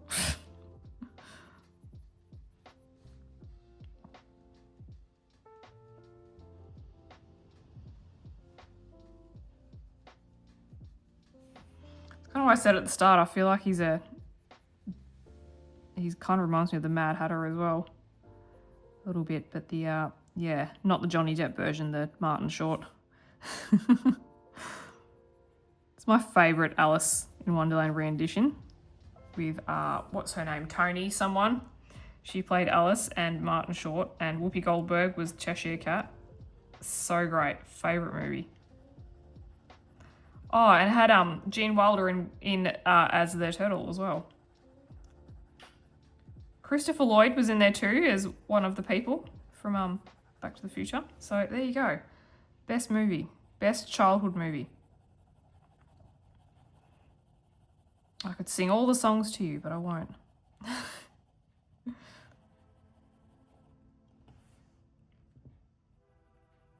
All right. Let's keep going with this purple.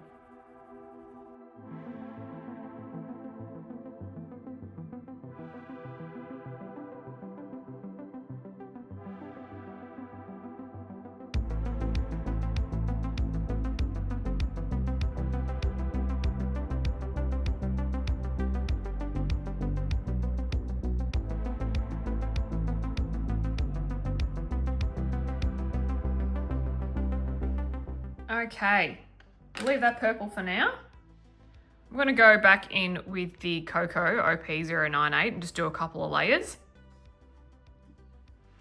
Let's just see if we can add a little bit in here.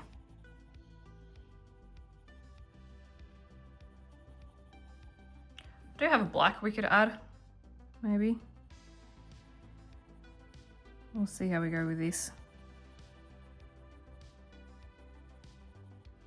I don't know if I need to like accentuate any wrinkles or anything like that. I think it's just probably more about applying some color. It's just to like broader areas.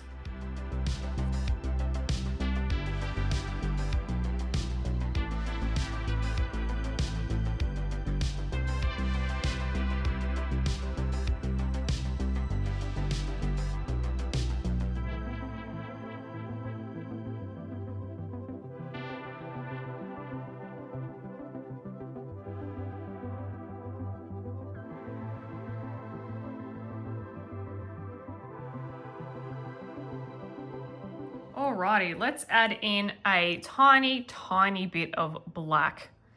And again, I might just start like under the hat. Inconspicuous, so I can see how it's gonna look. Very, very light bit of black. This is a dusty black, there we go. You might only need it here.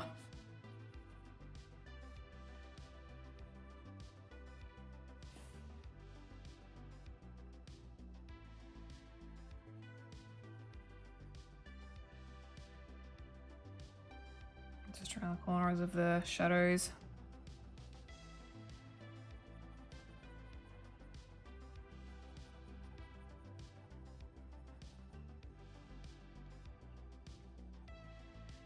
To make things pop out a little bit more. Could add a tiny bit to there. Very small amount.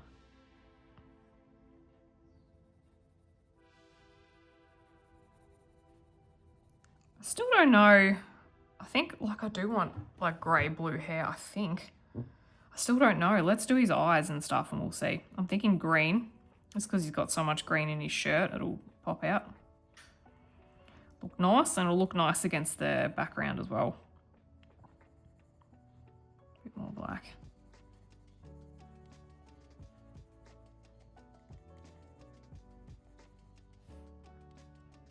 Yeah, that is a nice amount of black. Let's keep going with it.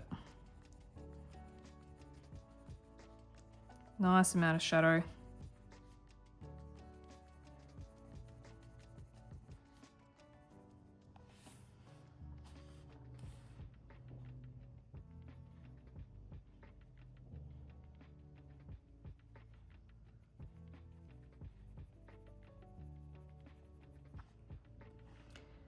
And maybe we could just go a little bit down here.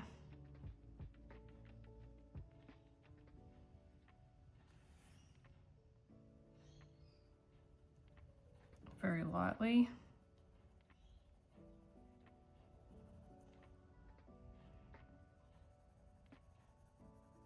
Let's bring some under here just to get these sides of his face looking a little bit more round.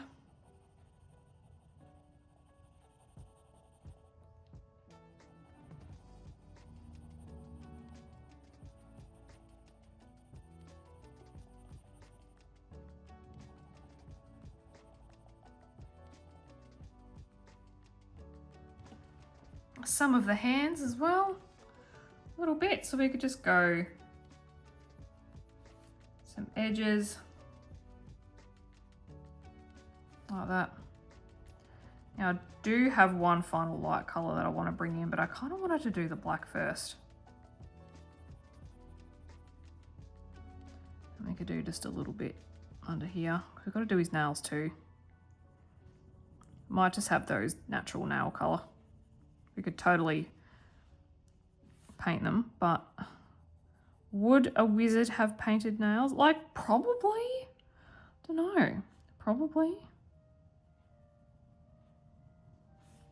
That might do for the black for now. We'll do the pupils, but not just yet. Alrighty. I'm going to use Shell Pink OP019. I don't know why I just grabbed it and thought, let's try that. And I'm going to use this on our lighter areas just to cover things up. We can always add more yellow. Maybe that might look good after this, but just going to blend everything together just in the lighter areas. And all the colors together. Well, I'm kind of, I'd say, like medium pressure here.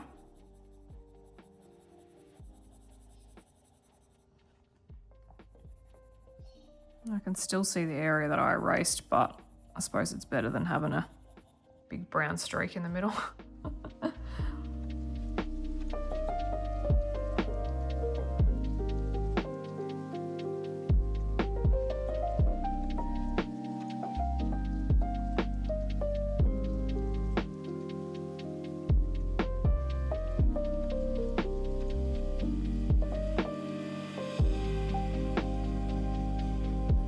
In the wrists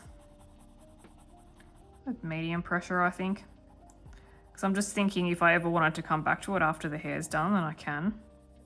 I'm not like pressing so hard that there is no room. And let's just do some of these nails. I might just add a little bit of brown to them because they potentially look a bit flat compared to the rest of him. So let's grab that brown, and that is Cocoa OP098. And while I've got the brown, because I might make his eyes like green brown, so I might just a little bit of shadow like that underneath. Yeah, let's use some green, but I'll just start with a bit of brown underneath. Do these little bits as well.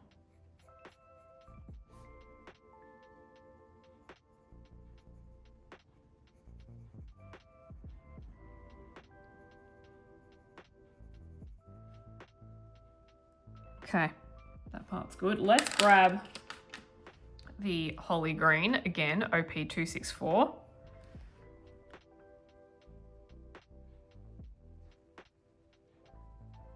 I'll just add all of that in. Potentially a very bright green, but we can add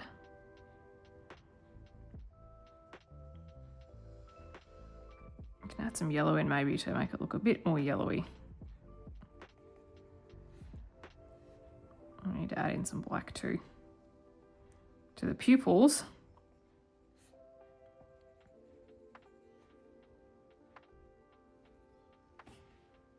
All right, let's go cream, OP127. Let's just mix that up. There we go. And then I'll grab black.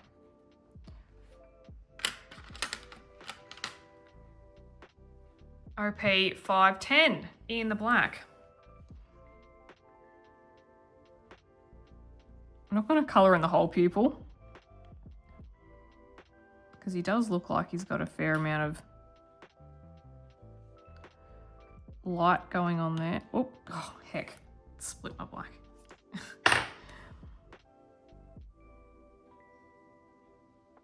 Let's do, I always make the pupils look funny. Oh, I can always do more dots. Let's just go over it. Oh, now they look too, they look wonky. Ah, it's creepy. His pupils are too pupily. I'll give him some shadow. I'll add some, yeah, they're too pupily now. I'll add some light back in there. We'll get some Toolyart paint pen or something. Let's just do a bit of a shadow. Oh, a bit around there. I'm so bad at eyes. Lol.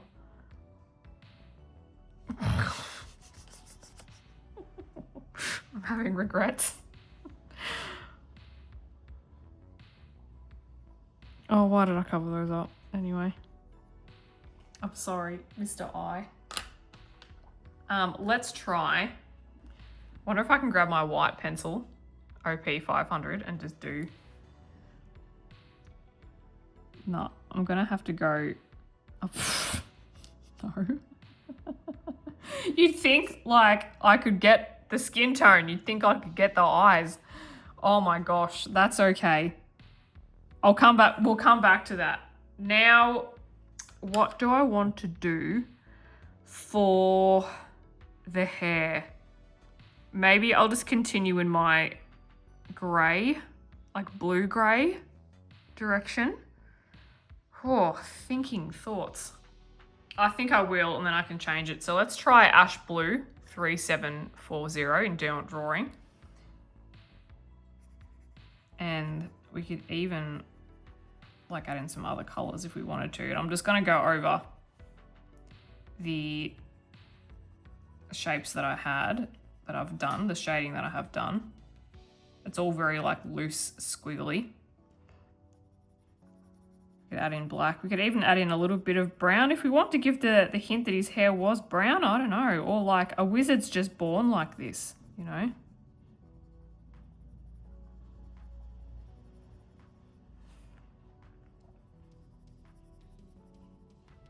Do they just become a wizard from birth and they've always got grey hair?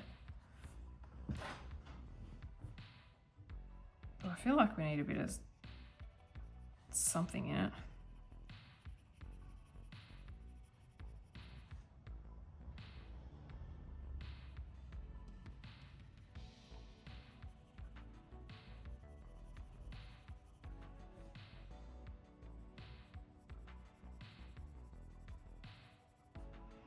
And I still like, we'll get this brown down here as well. I was gonna have the owl like the same kind of blue grey, but maybe we'll make him brown, we'll see.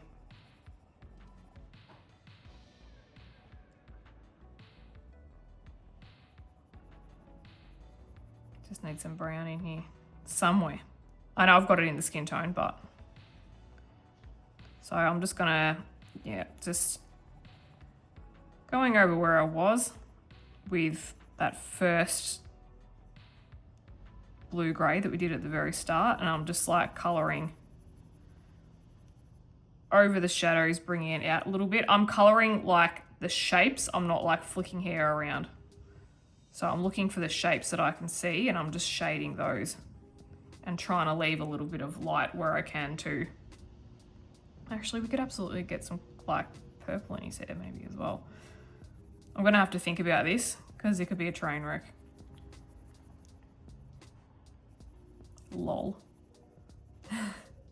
Those eyes have thrown me off. I'm sure they're fine, but I'm looking at them like, what did I do?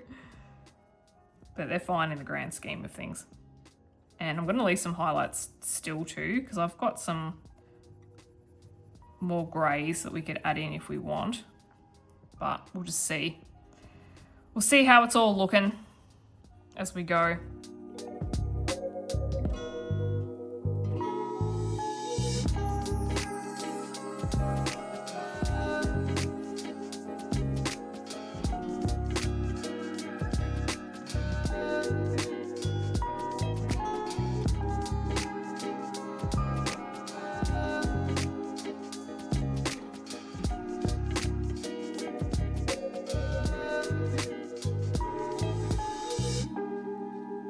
Alright, the next grey that I want to add in is a similar grey. It's just a bit of a different tint. It's more of a purpley grey, whereas this is more blue.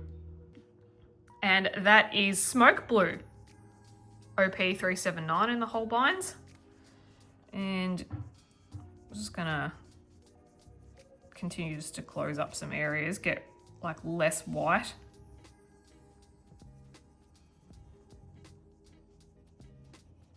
I'm even thinking we could just, because I've been looking at his beard here and it looks quite like the black in it that she's done looks quite good. So maybe we could add a bit of that. So closing up the white gaps, see how I'm just kind of like shaping things.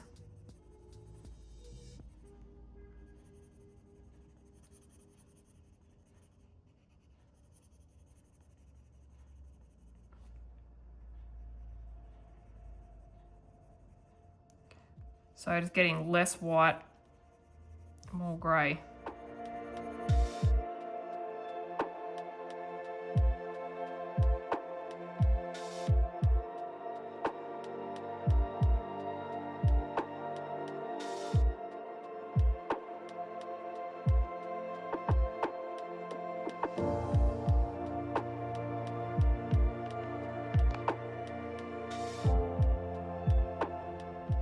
Okay, there's that one. I think we could try a little bit of an aqua colour, and that is Jade Green, OP227. I would like a little bit of Jade Green in the leaves, just so that the leaves don't match the trim too much. So hence why I'm going to put some in the hair.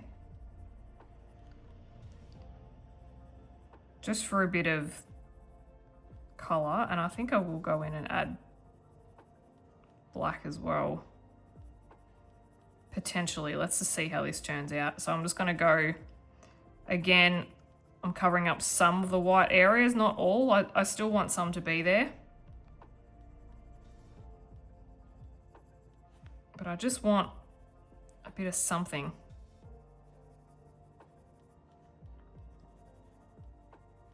Some kind of colour, and I really like that. Yes, that is good.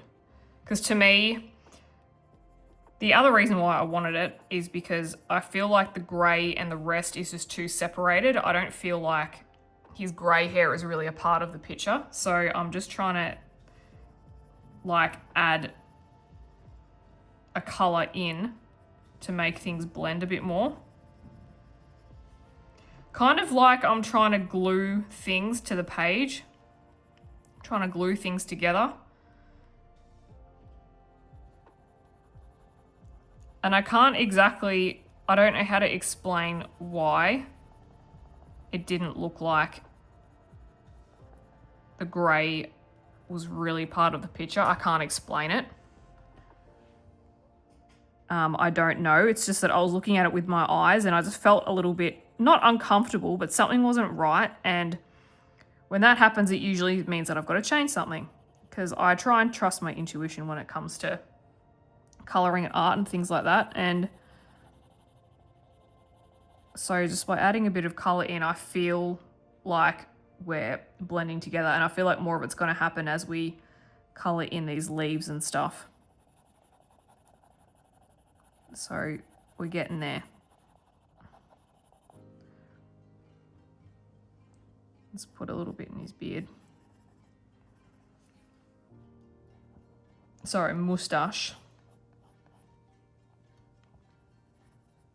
We're definitely going to be adding glitter too. I think I'll put the glitter over his trim. The, what do you call it? The hologram. That'll look good. Because you'll still be able to see the colour that I've done. Yep, this is a lot better.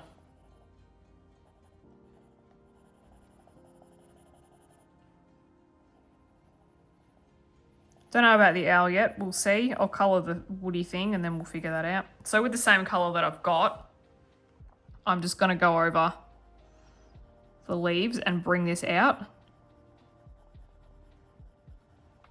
I still want to see a little bit of white, but not a whole lot. On this leaf.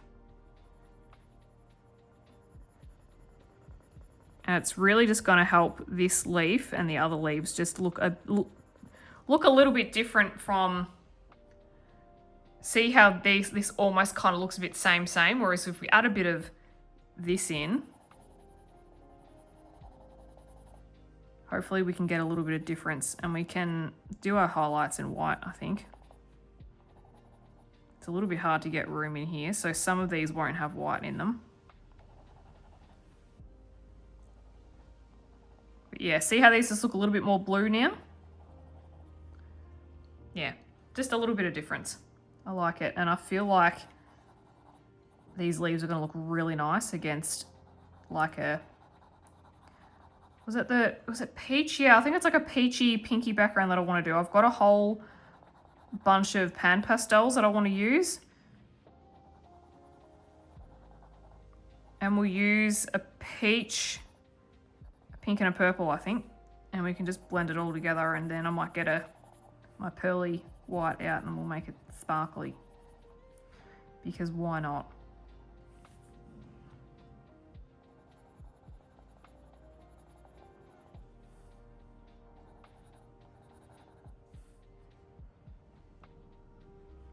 I'm still thinking about this ribbon too. And these mushroom stems. I think I'd like to make those different than these fronds. Okay, now that's done. I'm going to add white to those. OP 500. And I'm just going to start where the highlights are and just work my way over into the colour.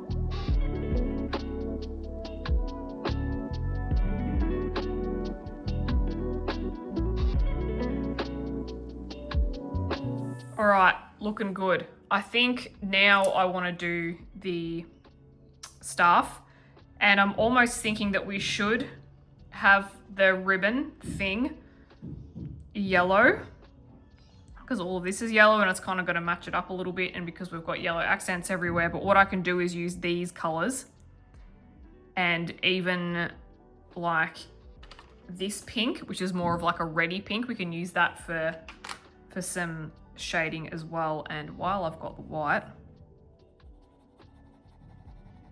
let's just bring that together. I think I was going to use yellow for that, but let's just keep this white because we'll have a whole lot of other yellow. This is a nice white too. Oh, it's Remy flipping over the dog bowls. She's got to flip them over. It's like a little thing. Okay, mushrooms. Looking all very psychedelic. I love it. You know, I've just had an epiphany and I've discovered what color I want to make the leaf and what I want to make these. So the staff will be brown, but I'm thinking I'll find a color combination and make it this pinky reddy color. What about that? I think that would look cool if we add that there. Yeah, I think that's what we're missing. Okay, let's get the staff done first. This page is really putting my brain through the gymnastics today. So the first thing that we're going to do, we've already got some yellow here, is I'm actually just gonna accentuate that a little bit. So I'm gonna grab the yellow from the Pablos again, the 10. And I'm going to just add some color. Now that I'm a bit more confident in my ability, because that's looking pretty good.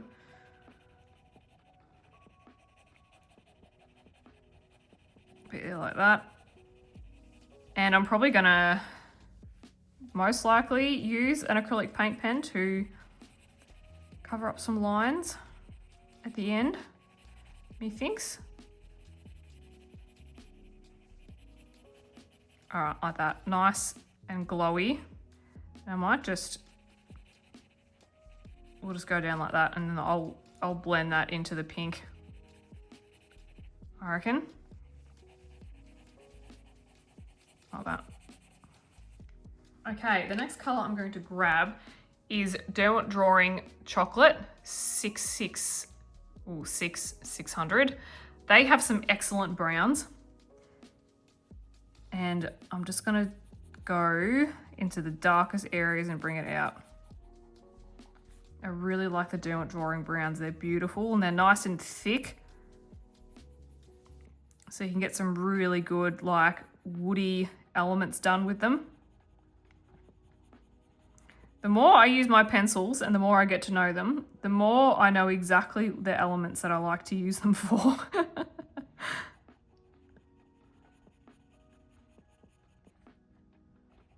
So I'm just going to go for the darkest areas.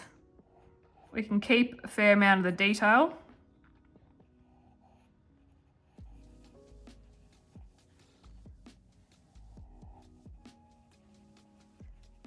Around like that.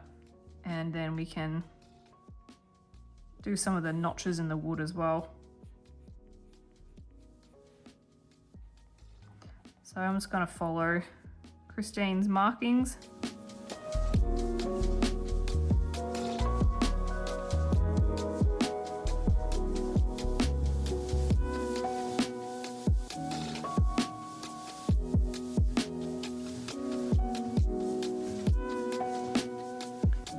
Alrighty, that's this colour done. Oh, it is, apologies for the wind. I feel like the wind's getting worse.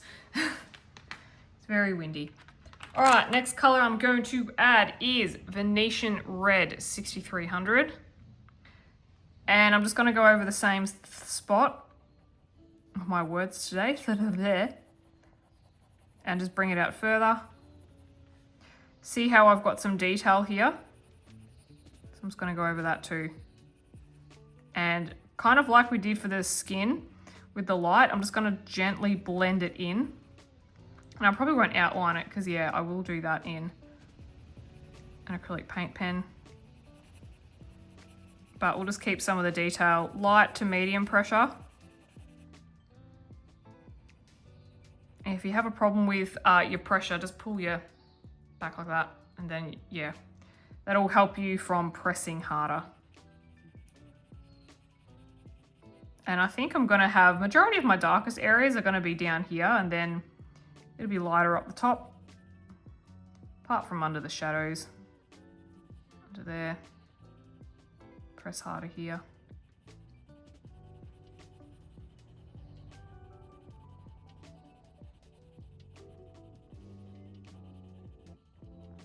Probably went a bit too brown there, but that's all right. That was muscle memory. Forgetting that I have a light source to maintain. Oh well, who cares? It's all good.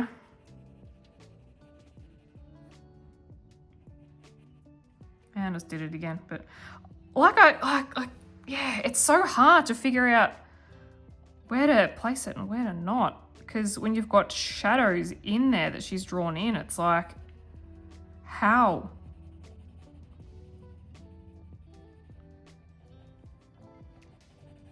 That's all right. Tiny bit here.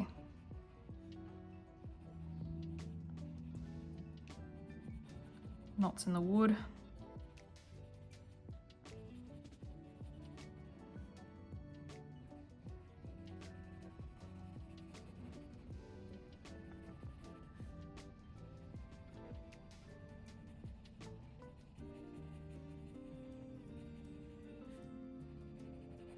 Okay, I'm going to bring back the Cocoa from the Holbein OP098 that we used on the skin. I use it in here as well.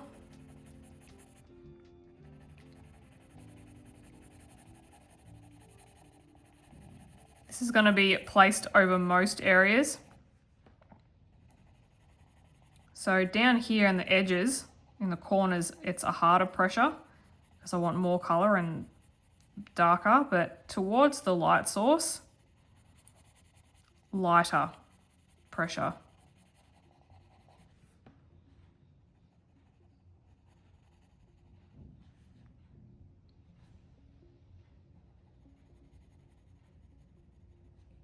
And I will go back in with the yellow, I think. Yeah, I think what I am learning, and whether this is correct or not, but I'll be doing it anyway, is to map out the initial where I want my yellow to be, which is good. Do my other colors and then go in with the same yellow and just like bring it out and blend it. And we could even put a bit more there. But yeah, I feel like I've learned something today because I've been too scared to do this kind of thing, but I'm really happy with the way my first attempt is kind of looking. So we're gonna just go with it because there's a few in this book. There's a few images in this book that have light sources, like a fairy can be holding up a crystal to her face and she's looking at it, and you know, naturally she would be covered in that light. So yeah, I've always looked at it thinking I want to do it, and here we are. Flying by the seat of my pants, like I said, but It's the only way to do it. It's the only way to learn. We got to do it.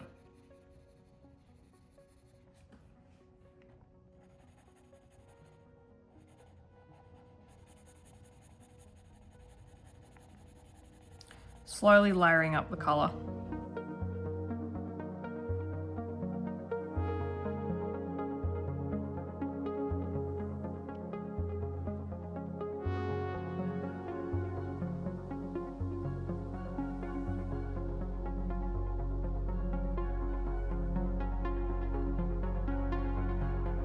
Okay, I'm going to go back to the yellow. Pablo 10. And let's just bring the yellow out even more. Using like probably a medium to light pressure. And we can have it so it's kind of like glowing. And let's bring it down here too. So it's almost like the orb is glowing down the stick a little bit.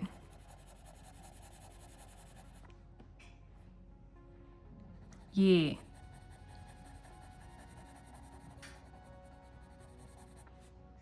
I like it.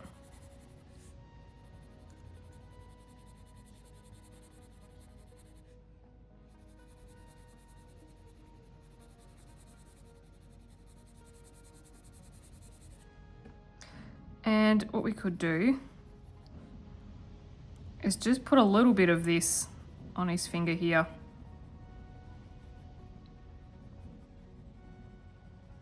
Because there'd be like a little bit of light left.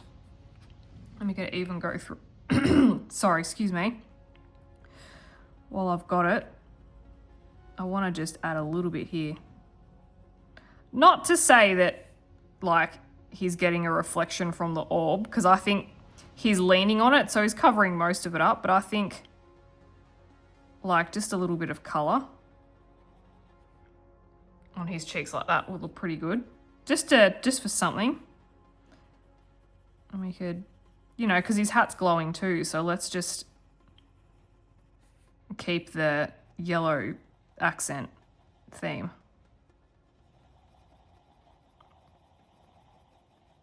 I'm going to bring it across a little bit under his eyes, but not too much. It's mainly just going to be in the corners. I like it. Oh geez, the Pablos and the Holbeins just layer so well. Oh my gosh.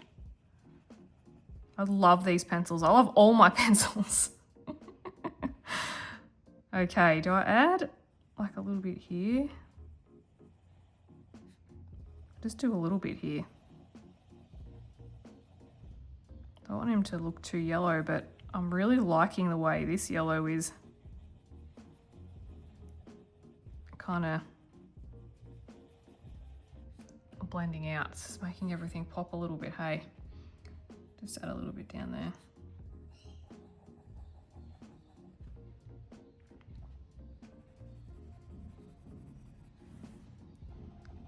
Just warm it up a little bit. I feel like I could add more brown, but we'll keep going. We'll keep going. Keep going with our things. Let's do this now. And I think we'll start with Rose OP040. Got to hide his face all the time because my camera doesn't know where to focus on. Okay, and let's go from the outside in. Light layers, because I want to layer up some colors, because this is very pink. I've got some more reddy ones to add. We can even add actual red if we need to.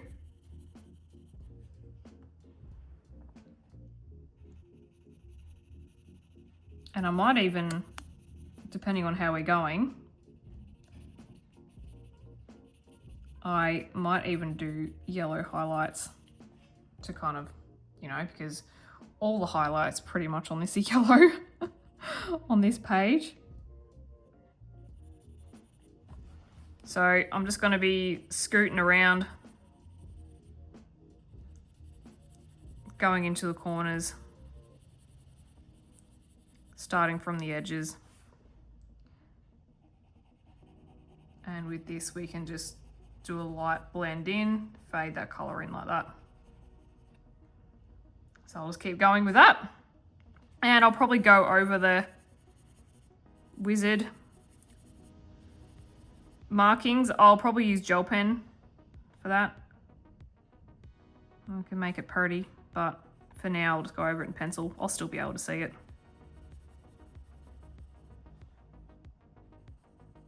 Yeah, no, I think we will have yellow highlights because it'll probably be reflecting off that. Yeah.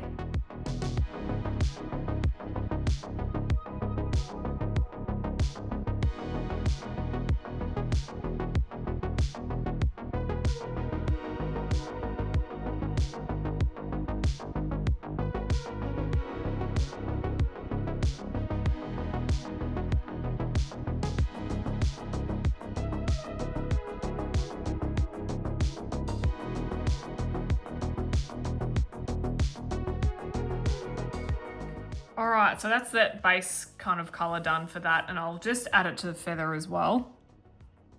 So I think what I'll do is I'll just start from the greyest areas, and I'm just gonna like feather it out like this. Just do some strokes.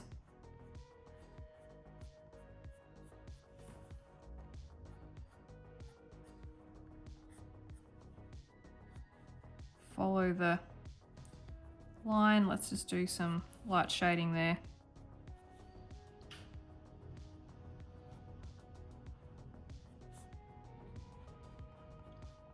Like that. Okay, next color. I think I might go in with Madder in Polychromos 142.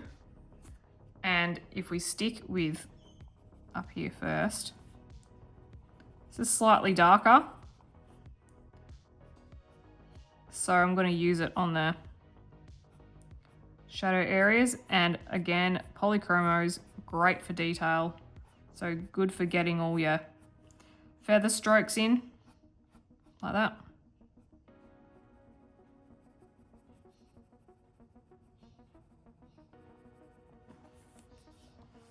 And I'm just going to go through and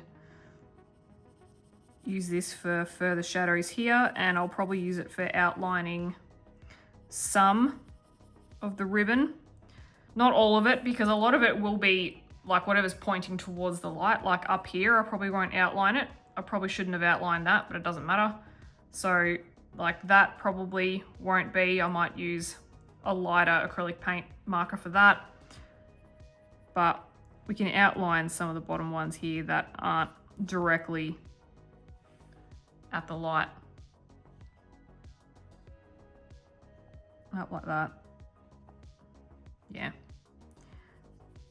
And then start from the edge. And I probably won't cover all of the pink. It'll be some of it that's already there. But we'll just layer the color up. Really work on adding this reddy pinky color in.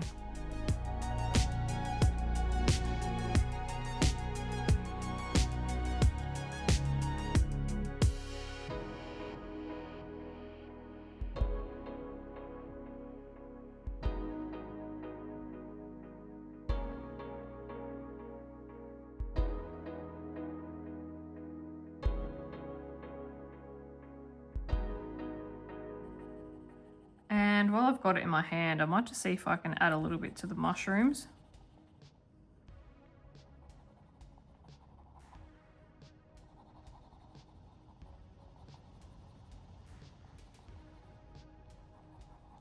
Just like that, just a little bit underneath in the corners. It's making a little bit of a difference. Subtle.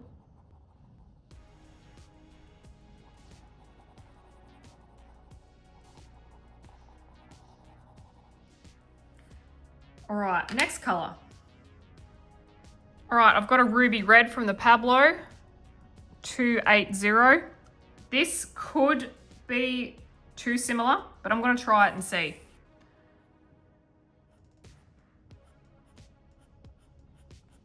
It's a little bit, it's kind of different.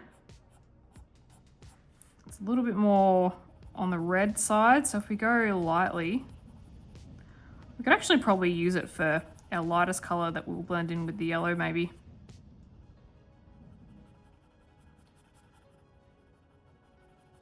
So I'm just going really lightly with it.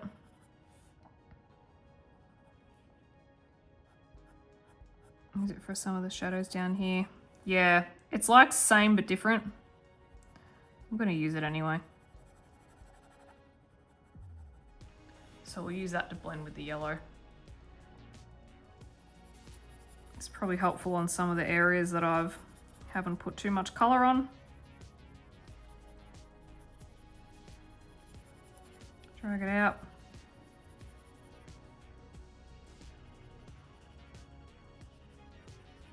It's like 10% redder. More like 20, 30 actually, now I'm looking at it, but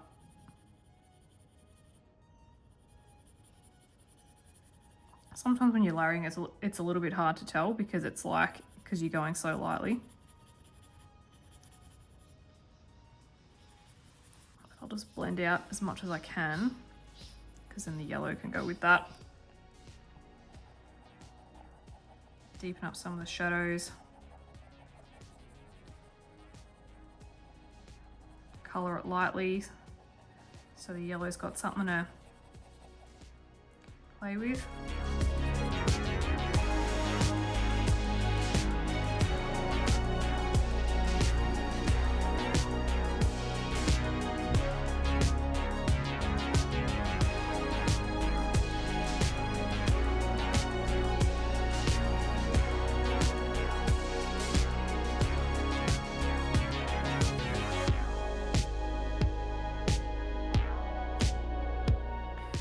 I've just put a bit of this on the base of the mushrooms as well because I'll probably blend that with brown.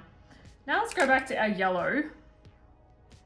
Juan, whatever, however you say that. 10. I keep hiding his face. And I'm gonna blend the yellow in. And this is gonna create very warm pinks. It's gonna create oranges. And we can add more pink if we want to. I feel like for now what we've got is good. Let's just deepen up this a bit more. There we go. And I'm just going to fill in all of the white areas and blend it right through over the whole thing. So I'm colouring over the whole area, and I'll do the same with the feather as well. So I'm probably going with a medium pressure.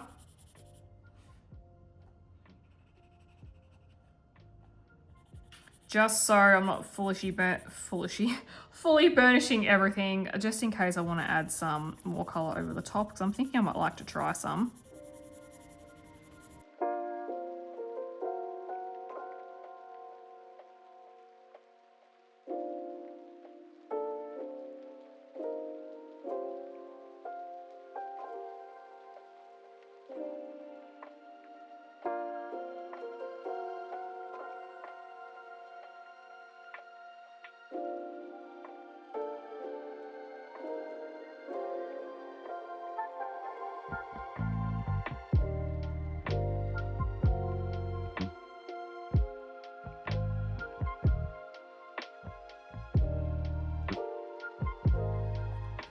All right, I definitely would like to add more pink. I'm going to go back to the Holbein Rose OP 40040, and I'm just going to like lightly go over it like that. Just lightly, light pressure. We don't need to press too hard because it might end up looking a bit streaky because we've filled in most of the tooth, but not all of it.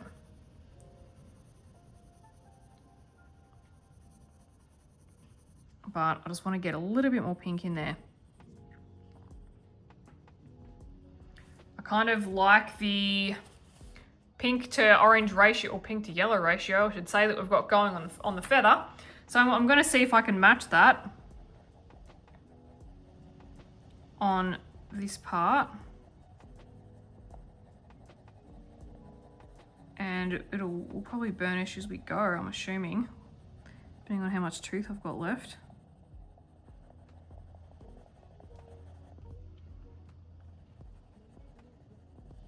And then we can do our owl. I think he's gonna be brown. Just looking at how that lovely brown staff has turned out, I think he would be cute to be brown. I know he's got blue shadows, but that'll work.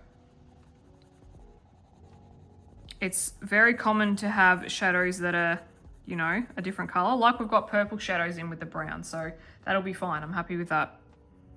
It'll work well. I actually really like using brown shadows under blue, so the opposite will be just as fun.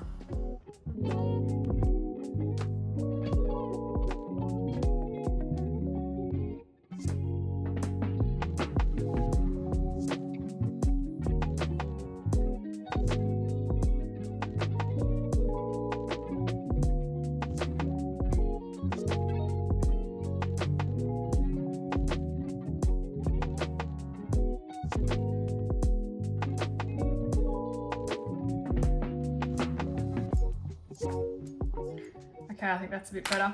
So I'm gonna go back with, actually let's do cream, OP127. And I'll just, on some of these areas where I want the tooth to be filled in and I want the pink and the yellow to blend a little bit more, I'll just add this color. Like that. Feather's looking pretty good. I don't really need to do that.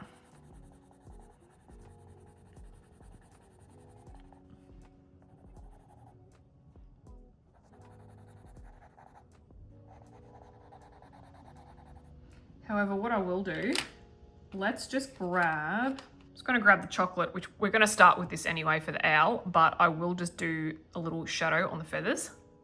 Okay guys, I had my pause button on and I did not realize. I have no idea where I paused it. It may have been somewhere around here. I don't know. I do this every time. Okay. What have I done? I have shadowed here with chocolate and I've shadowed the hair with chocolate. So I've done that.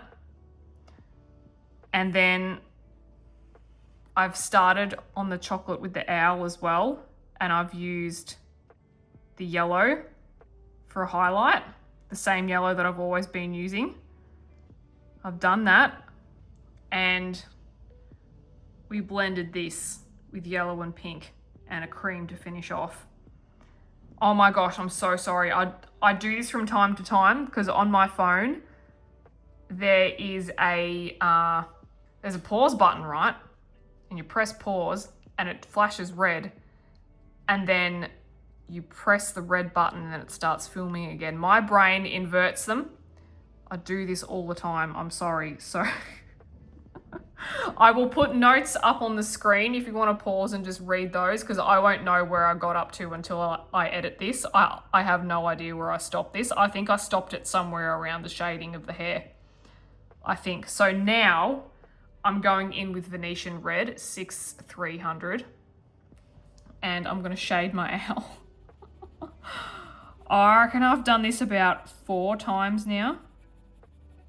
Oh my gosh, I'm so sorry, but look, it's just going to be part of my videos. It's just part of my brain. I can't, yeah, I have the button, the pause and resume button on the iPhones are inverted to me.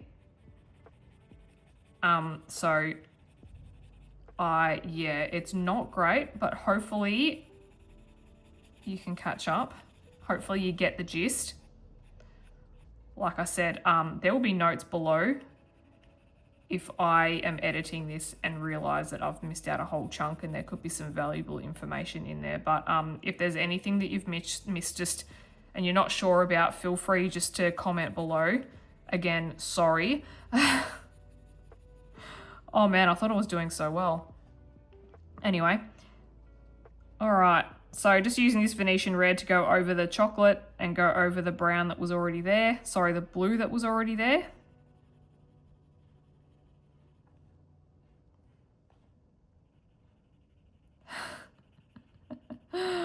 Oh no, I have no idea how much you've missed. Oh. I'll have to go back and watch the footage. I mean, I will anyway because I'll edit it, but...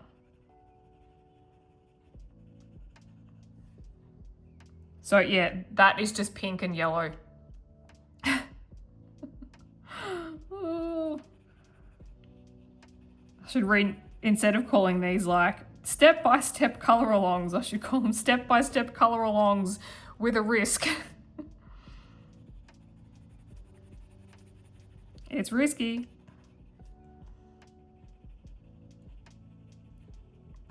Step-by-step colour alongs with bonus mystery section.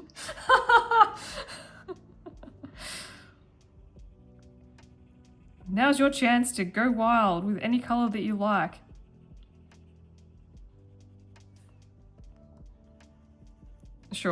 Surely you can figure it out, surely. If not, please, yeah, you can just comment below.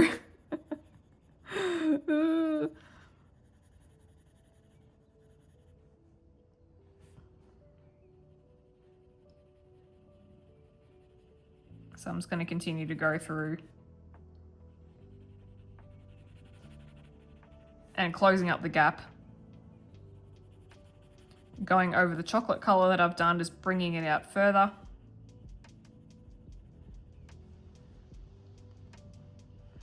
We could actually leave some white on his little chest. He'd look cool being blue, brown, with a little bit of white and grey. Maybe we could, that might look nice. We'll see how we go when we continue to add our colours. But for now, I'll just continue with this one, layering up.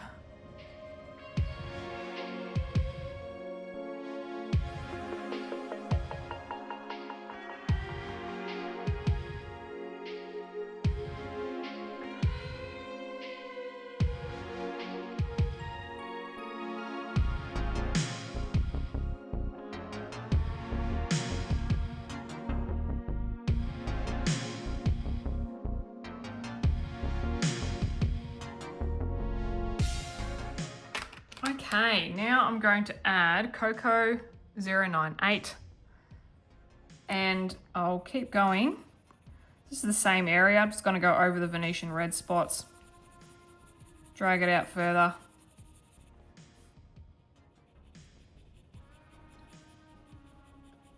I could leave some wider areas and just go in with a white pencil. I think it'll look cool.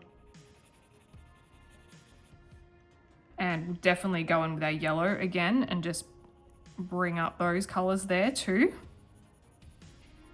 So underneath the shadows, just working towards... See, I've kind of got this highlight area now. So I'll keep that pretty bare.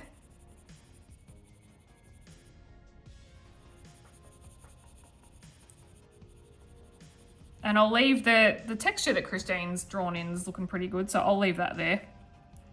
I don't feel like I need to go over it with too much coloured pencil.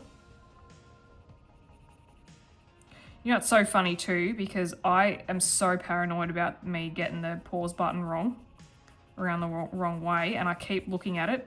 And the one time I didn't look at it, I did it. I know you guys will forgive me. I just feel terrible because I pour a lot of heart and soul into my videos, as you know, and I get worried that there could be one thing that you miss that you really needed. And I end up feeling terrible.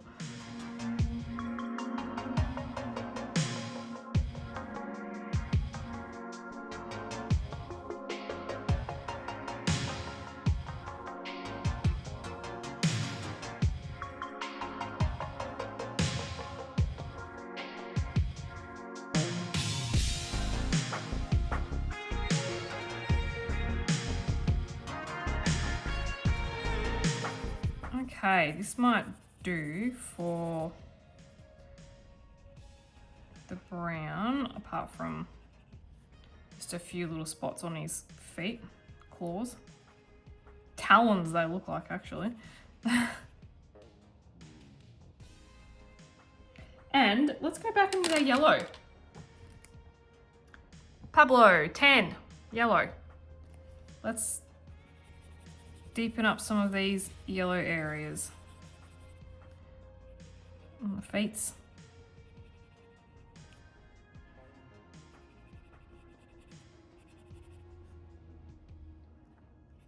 And his little grumpy little face.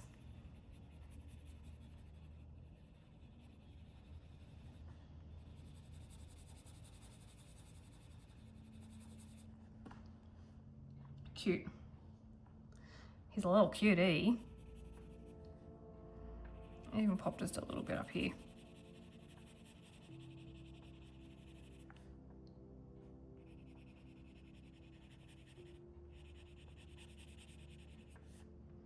I think that's all we need. We don't need too much.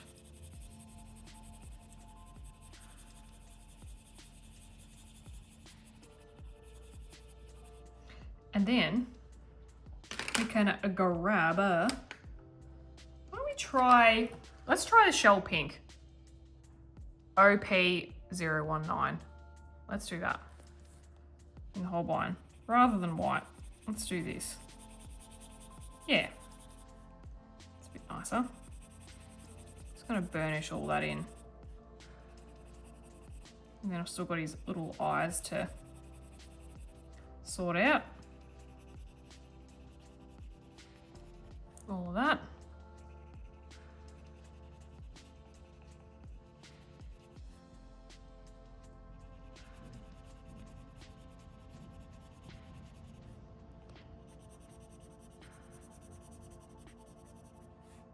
Here we go, I need to do his little beak as well.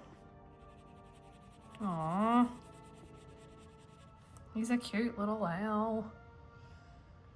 Let's go, I'll go a bit of a deeper yellow. Fast orange, in fact, number 300. And I'm gonna go around the corner, just at the tops of his eyes. And I'm just gonna bring a bit of color down like that. You can see. Sorry, I am aware that I hold my pen quite, sorry, my pencil quite close to the tip most of the time.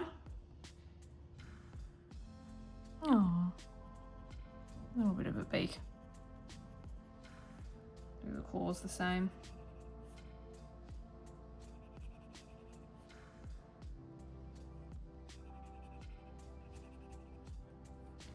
I think maybe the bell I will colour in actually. And we'll just do the strip. Can be gel pen. That colour. I'm gonna grab Cocoa OP98 in the Holbein. So if you haven't noticed already, I like to recycle my colours just to keep things the same. Keep the continuity going. So I'm kind of cycling between the same 3 to 4 browns and the same 2 yellows across the whole page rather than use 50 yellows.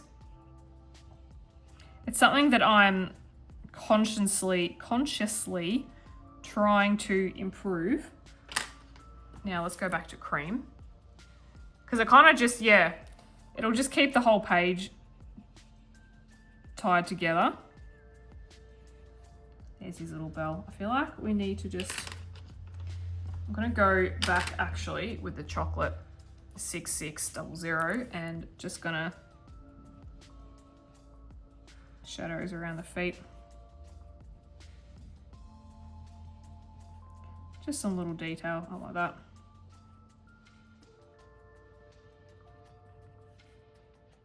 Like so. Looking good, guys. I have a feeling that it was when I sharpened this for the hair that I made that I didn't redo it. So all I did is with this chocolate, I went around this part of the face and I brought a lot of chocolate around there. Not actual chocolate, but brought a lot of the color in. So I've shadowed there because it is tucked in behind hair and it's further away from us.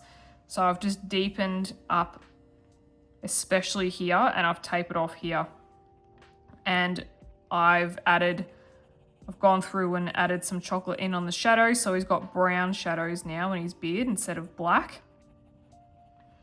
And I've just gone through like this and coloured in, shaded everything until I feel like I've got enough depth. So I'm just doing it again for you because, yeah, I feel like I missed this bit. So I just went through like that. And even done parts of the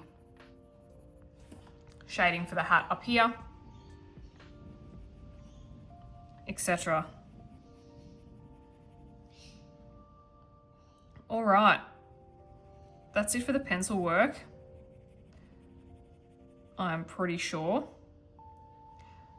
Unless we just actually, no, I need to do some eyes for the owl. Let's go, I'm gonna go brown and I'm gonna go around the pupil.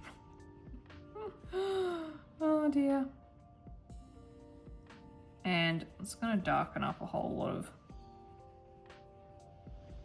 areas. He looks so grumpy, I love it.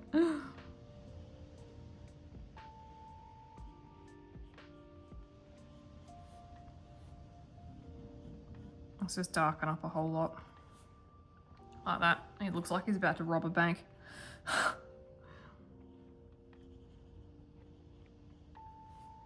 I'll keep his pupils in and the reflection. His were easy enough to see, his weren't, and I regret it. But that's okay. We can add white back in.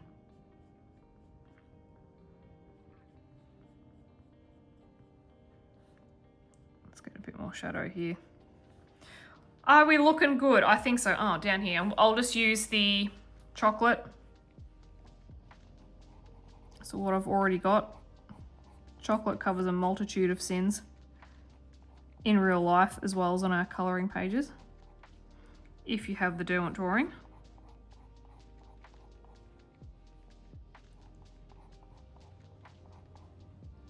Like that.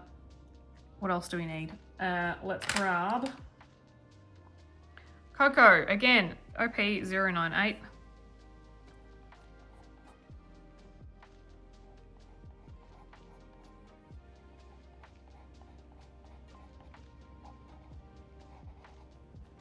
And then last but not least, I'm gonna grab Cream, OP127.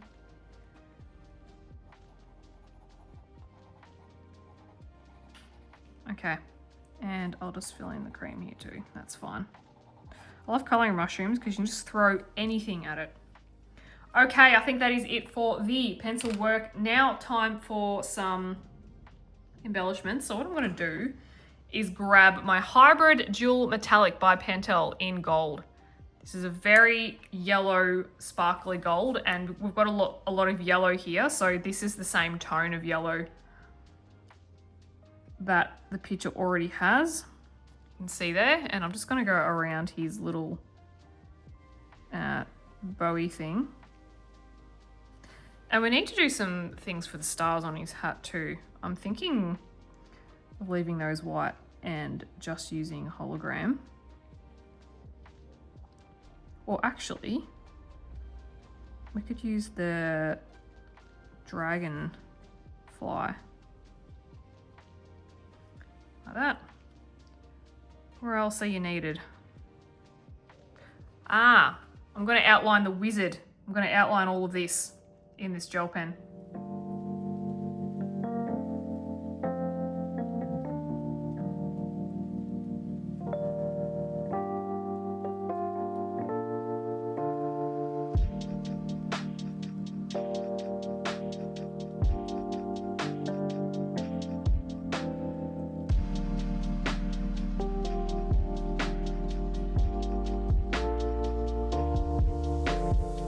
Now, I was originally thinking of putting hologram here. I think I still will because it dries clear and it looks really good. And I think we might use the dragonfly up on the stars. So let's do that. And I'm choosing the dragonfly glaze because it has a gold, red, violet shift. And I have a lot of gold, red, and violet in my colouring page. So I just grab this is just size 2 brush from Journal Say. This is like my go-to glue one that I use. And I just dip it in because yeah, I don't like to pour it out anywhere because I'm potentially a little bit wasteful trying to get it all back in the jar. And because I love this stuff so much. I want to use every ounce of it that I can.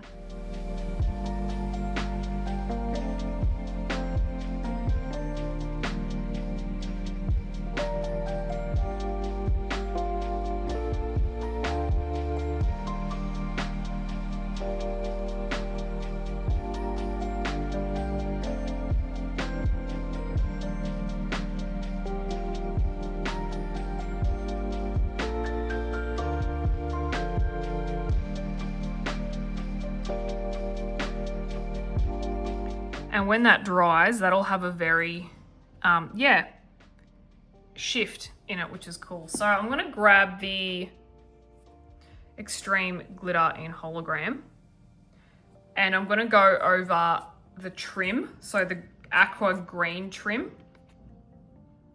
So I'm just gonna do the same thing, dip in, drag it over. Now this will look white, but it dries clear. So it'll just add a nice subtle little shimmer. It's not like full on glitter, like it is, but it's not like big, thick, chunky glitter like the Stickles are, or the Derivative and Kinderglitz, which is what I use. It's just this really subtle application, and I like doing little accents here and there with it. I think it looks really striking, especially under light. And because the hologram is more of a blue-green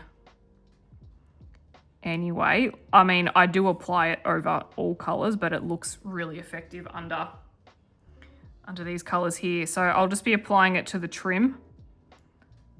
So this section, and also on his cloak as well. So if you don't have it, you could use Stickles, you could use a gel pen. You could even use Wink of Stella if you have that. I don't have that, but from what I've seen, it's the same, or very similar at least, so you could use that.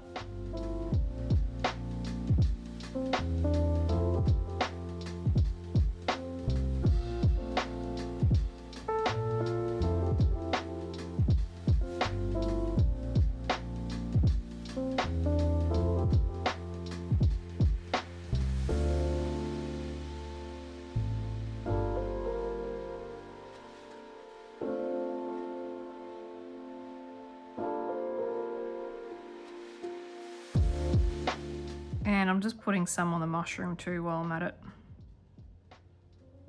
Just on the tops. It dries clear enough as well that you don't miss, you don't cover up all the nice pencil work that you've done too. Okay, there's that. Let's add some acrylic paint pen. Actually, no, let's do the pastel first, I think, and then we'll add the acrylic paint pen. Now, with the pastel, I've got some different colors. I've got, so you can look at it, I've got a peach, a pink, and a slightly more purpley pink. These two look really nice together because you get this really subtle shift. I'm thinking of just using those. I don't know if I can fit 3 colors on here enough and make it look okay, but we can try. And then I've got my Pearl Essence, which adds a nice shimmer, and then we're going to add more sparkle on top of that. So I'll zoom you out a little bit just so you can see what I'm doing a bit more. Right, scrap bit of paper. I just do this to protect the pages behind so that I don't get this one all covered in pastel because it gets messy. Tuck that there, and that can just stay there. Okay, so I do like to just use makeup pads, or the cotton wool work just as well. So let's just start with this pink one, and this is Permanent Red Tint PR254. 340.8, I actually think that's the number. I get really confused with what's what. 340.8. So I'll take that out. Put that one there. Give it a zhuzh, bit of stuff. And I'm just gonna start, if I move this down a little bit, like that.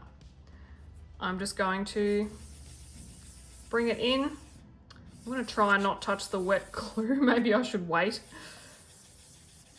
but it'll dry in a sec. It'll be right, a bit more.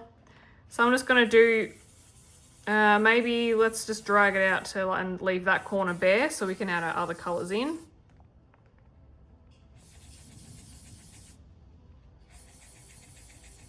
And we can just go underneath. And then I might use the same color in the opposite corner down here. So I'll grab a bit of that. Set that over the top, not too worried about it. Pastel does erase, especially this is, you know, quite a light pink. So I'm not too worried about it at all getting on anything because you can erase it. If I had like a really dark black, then I'd probably be like, yeah, let's do that first, but I'm not, this is fine. This is absolutely fine. You can, if you end up having anything too cloudy, you can just, yeah, you can just erase it. So I'm gonna go in with this slightly more purpley pink. This is magenta tint. What number would I say this is? 430.8. And I'll just grab this as well and start from the opposite corner and work my way up.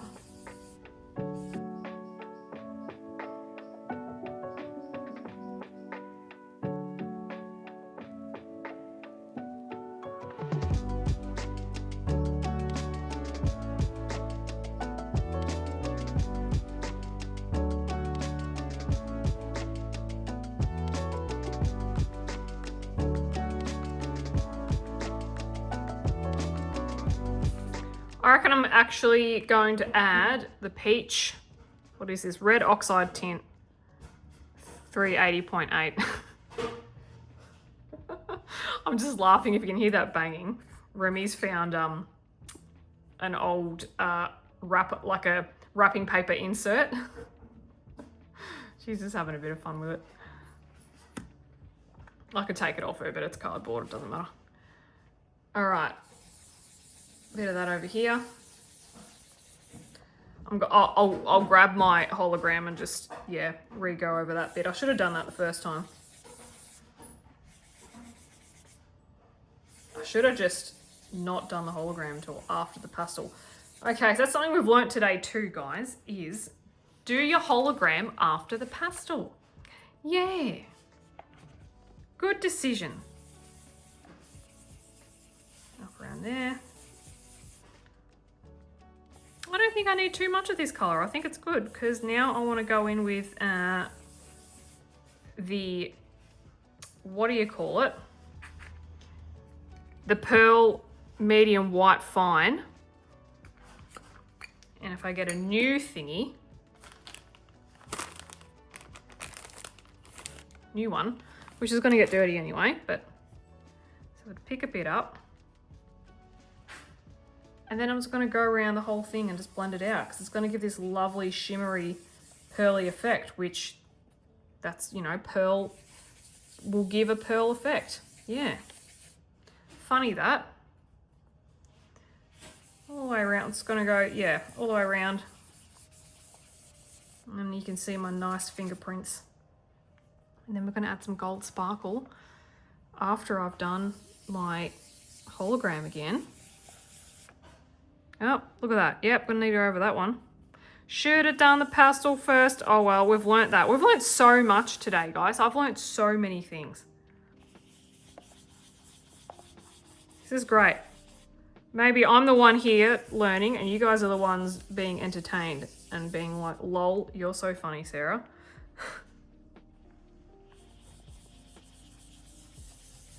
Okay, I think that looks good. I'm just going to go ahead now and reapply that shimmer. I won't show you that, I'll just do it. Right, the last thing that I do want to do is just grab Tooly Art White Extra Fine 00. This is a white acrylic paint pen. And I just want to, let's just do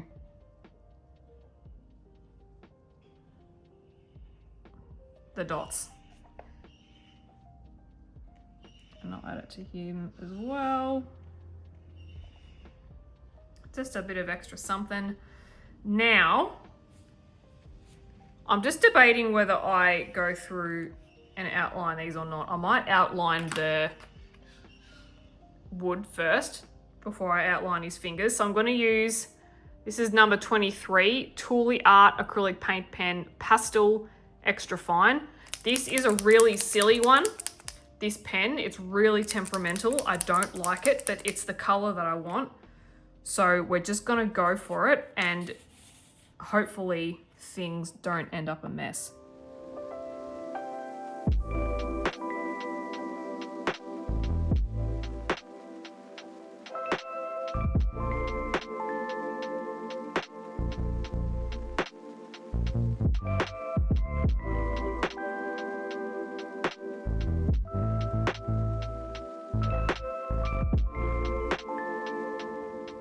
Yeah, do I keep adding it to the way that it is? I probably could. Oh, it's so thingy.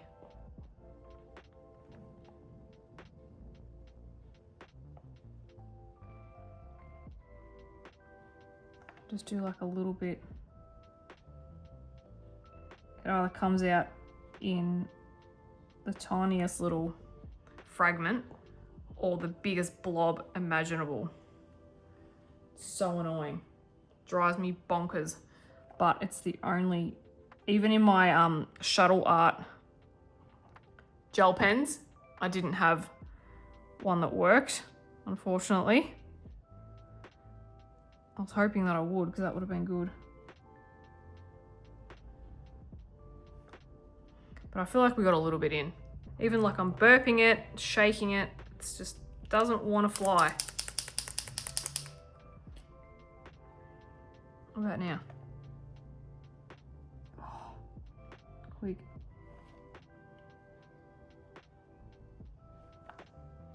I can drag that out. Yeah, that'll do.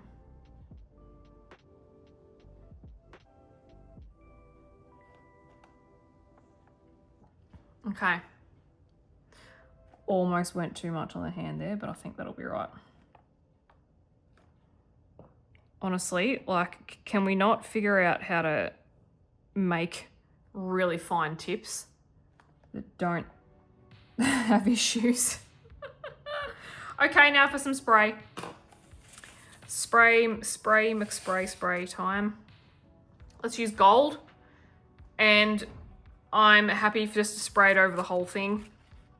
I don't necessarily need to put too much on, so I'll give it a shake.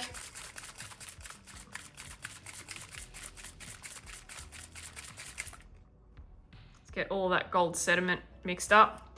I'm just gonna aim for the corners, so yeah, I don't mind if I have bits that are left on, like the bits that go in the center, that's fine. I'll just aim for the corners. 1, 2, 3, 4, and I'm covered in spray. I love it.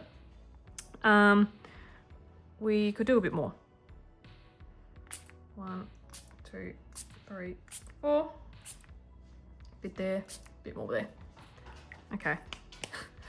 A whole heap ended up on his hand, but that will dry, if you can see that. It'll dry. It won't look that bad. I could smudge it. I could try and lift it up, but nah, let's not worry about that. Okay, guys. As you can see, I've ended up with the biggest gold splodges on his cheek and his hand, but if we lift it up like that so it doesn't catch the light, then it doesn't look as gold, but that is all good. That's the effect. I'm fine with that. I really don't care where the gold lands. Lovely. There we go. Nice and sparkly, guys. Thank you so much for joining me today for our sparkly wizard. I hope you've learned some things. Like I said, I've learned so many things. I'm ready and raring to go with all the lights out, all the light sources now. Look out. Oh my goodness. Okay, guys, thank you so much for joining me. I will see you in the next color along. Have a great day. Bye-bye.